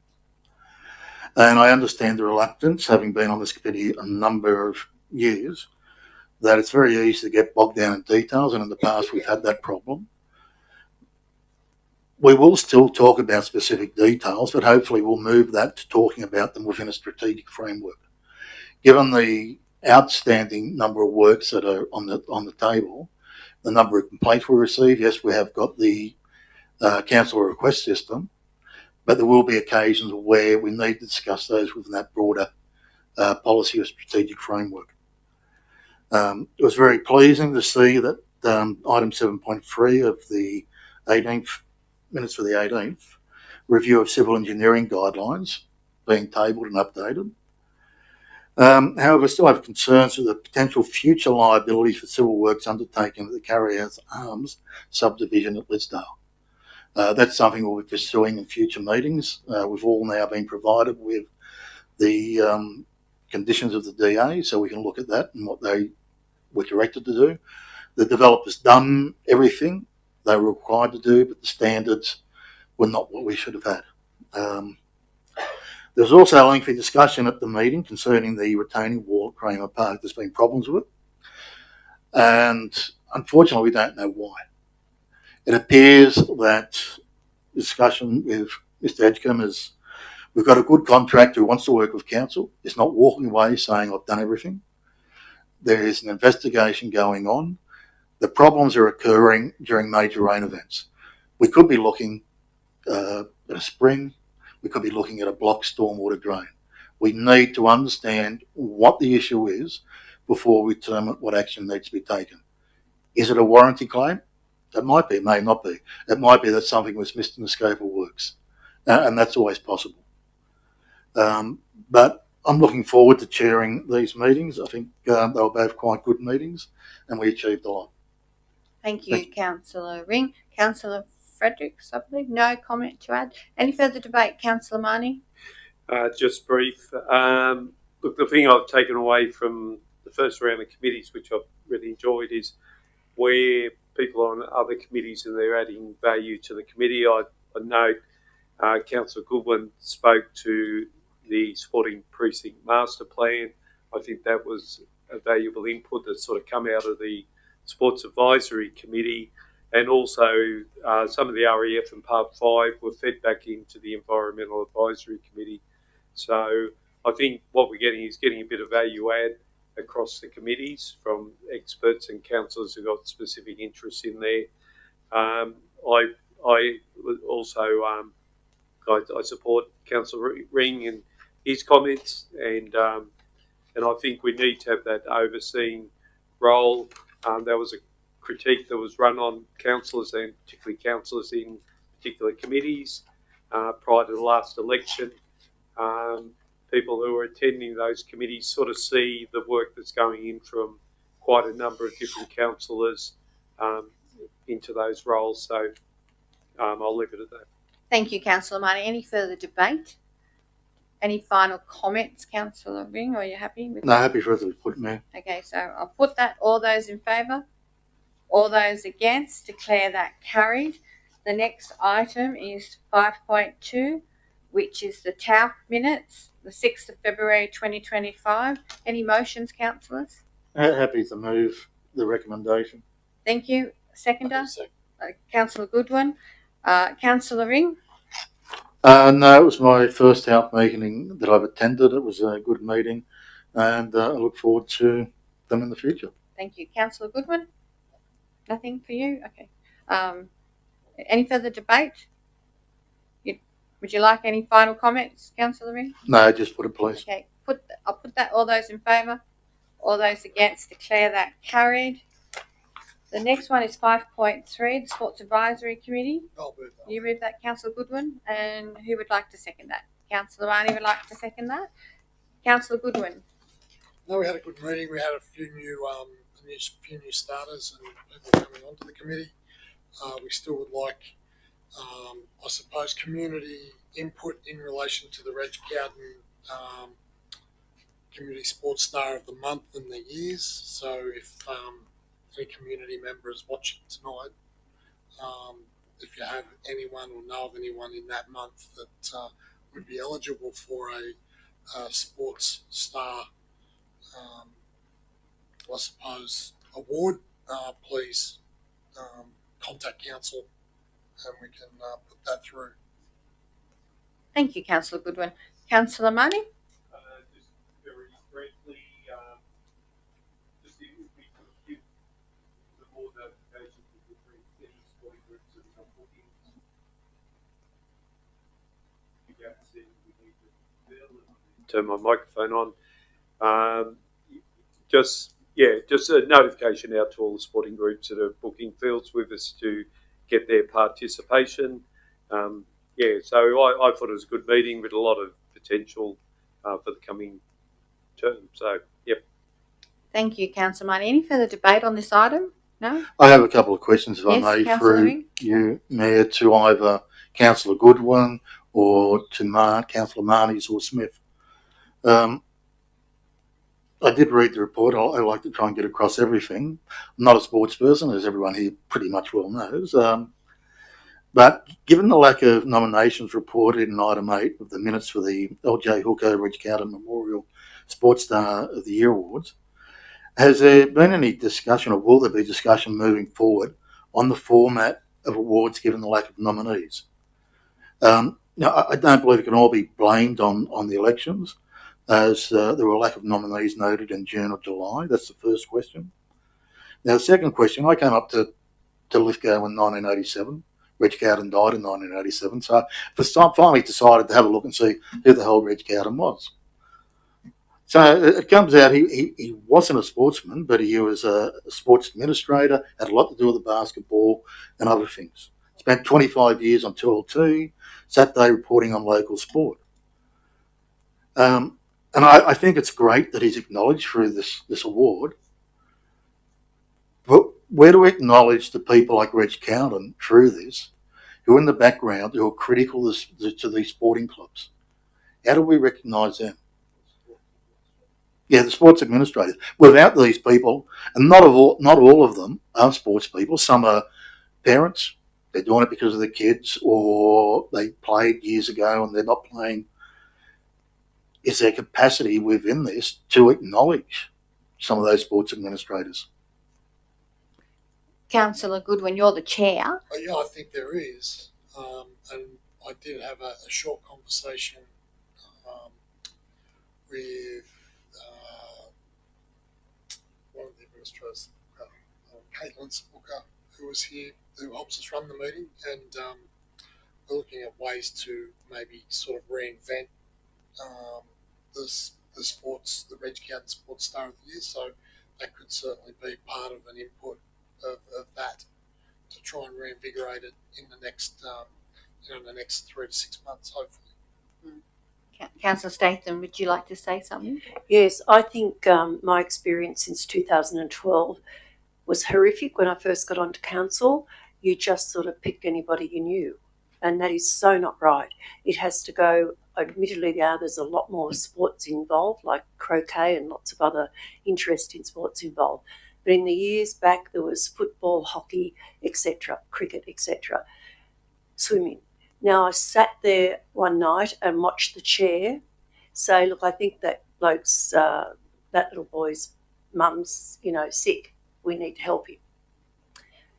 Yes, he was a good little athlete, a good swimmer, but he was right down. He got 4th at zone and he got the Star of the Year, the Sports Star of the Year. It has to go zone, region, state, nationals. And if you don't do that, you're better off to get last at nationals, last at region, than first at zone. So you've got to go on. I don't know how the other sports balance out how they work, but I do know for sure when it's athletics or swimming or anything that's competitive like that, you've got to go zone, region, state and nationals. And that's just you can't go it any other way, whether they're good or bad people or have some sort of relative ill. We have to be guided by what the performance of what they have done. Now, I don't know how you do the croquet and other interesting sports that are now working, and coming to the meetings, but definitely the people that are selecting those particular swimming, running, cross country, we need to have somebody there that's capable, that knows how to choose those people. Thank you, Councillor Statham. Councillor Marnie, you're the Deputy Mayor of this committee now. Deputy Mayor, sorry, Deputy Chair. Sorry, Deputy Chair, slip of the tongue. Okay. Would you like to make some comments on this? The only, I love the idea of recognising sports administrators, because lots of the sports don't get done except for the people behind basketball and the people behind rugby league, and we know those people, and they don't want to necessarily have their names put up, but we probably need to find a way to celebrate their contributions, because we know who we're talking about. The other thing I've found since I moved to Lithgow 25 years ago is most people won't go blowing their own trumpet about their own successes, and we need each of the sporting codes to bring forward their successes, because there's some ridiculous results in rugby league at the moment. We had 2 young people playing in first grade squads for Penrith for Melbourne Storm. We've got young women going into the Tasha Gale program and into that development. So, we've got absolutely fantastic results that we need to celebrate a bit more. I'm not sure why. All I can say is, Lithgow's never been someone, they'll go about their business and go well, but they don't necessarily push their own name, and we've got to get out there and find these, because certainly there are other sporting results out there and they need to be better celebrated. How it works, I'm not sure, Councillor Ring and Councillor Goodwin. That's a challenge for us to make it more visible, the whole awards, because it does have periods where nobody's putting anyone forward for some reason. So, yeah. Thank you, Councillor Money. Any further debate, or would you like to reply, Councillor Goodwin, on this matter? No, I'll just put the... You put the motion? Okay, no further debate. I'll put that. All those in favour? All those against? Declare that carried. We're up to item 6, business of great urgency. Is there any? Councillor Tyson? Councillor Marnie. Sorry, Councillor Tyson? Yes, I've got one. You're right. Mayor, business of great urgency. I'd like the council to consider, could the Mayor, General Manager and Senior Council staff advise if they are aware of or have been advised that, notwithstanding the current publicly known shortage of some 2,000 police officers across New South Wales, regional New South Wales, Central West New South Wales and our own Lithgow Police Command, that the Lithgow Police Command has recently or is about to lose up to 4 or more police officers from its local command's long-standing official strength. I think we can take that on notice, Councillor Tysus, if you're happy for us to get back to you, or I may have a response. Would you like me to ask the staff? Yeah, if you would, Mayor. It's not business of great urgency, but I think we can respond. It's of great urgency on the basis that we don't want to lose them before they go. Absolutely. I'm not sure that they've gone, but my information is that they're ready to go. So. Okay, well, we can get some answers for you, so let's start there. So, well, unless you'd like to put a question on notice.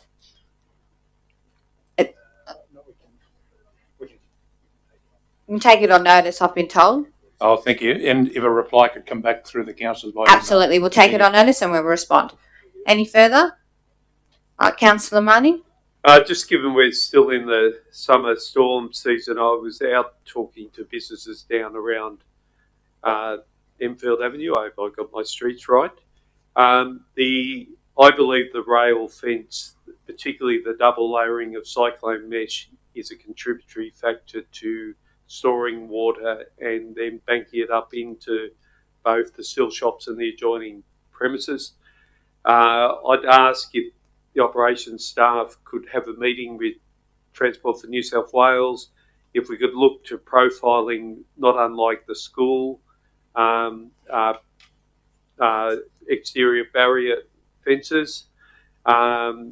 Also look at the bottom of them and also clearing the swale behind the fence so the water can enter. The level that the water's entering is about shop level. And what we're doing is we're actually storing the water behind the fence and pushing the water into the shop. Thank you, Councillor Money. We're happy to take that on board administratively. If you're happy to, Mr. Edgecombe has noted that, so he will take that administratively. If there's not any further, Councillor Statham. Thank you, Mayor Coleman. This is very important, and I do hope that you realise the importance of this, Mayor Coleman. Kramer Park retaining wall and footpath. I did discuss this matter be inspected just before Christmas, which was a really awkward time for that to occur. The trotting trainers and residents are very determined to have an on-site meeting with the engineers to discuss this urgent matter. It's been going on since before Christmas. I do believe there may have already been some kind of a meeting, but the owners and trainers and the residents have not been invited. They would like something more substantial done as soon as possible. I've personally seen the deterioration of this funded project deteriorate to where it is dangerous. It's a disastrous result, and it is not council's fault. I'm certainly not blaming council. But the locals would like to know a couple of things, and that is, who are the contractors? Were they local? If they weren't, why? And I attended a function in Portland on Saturday night, and I had about 16 complaints. And some of them from the men's wives and some of them the wives' husbands, but certainly separate. It is a matter of great urgency. That is an atrocious site. There's been a lot of money spent in goodwill to have a great, I guess what you'd say, an excellent result. This is pathetic. I'm sure the engineer and Mr. Edgecombe will knows about it, and but seeing as though I'm getting the blame for choosing the contractor, I want this to be completely displayed in a small media release, because I'm sick of getting blamed for things I don't have anything to do with. Councillor Statham, this was actually raised at the strategic review meeting, I think it's called, and we just discussed it in the minutes, 4.1. It actually was raised there. We've adopted those minutes, which includes what you've actually mentioned. So we'll leave it with Mr. Edgecombe to deal with now. Yes, I've spoken to Mr. Edgecombe today. Thank you. If there's no further business of great urgency, the meeting is now closed. 9:54. So it's a matter of great urgency. Thank you and good night. Travel safe.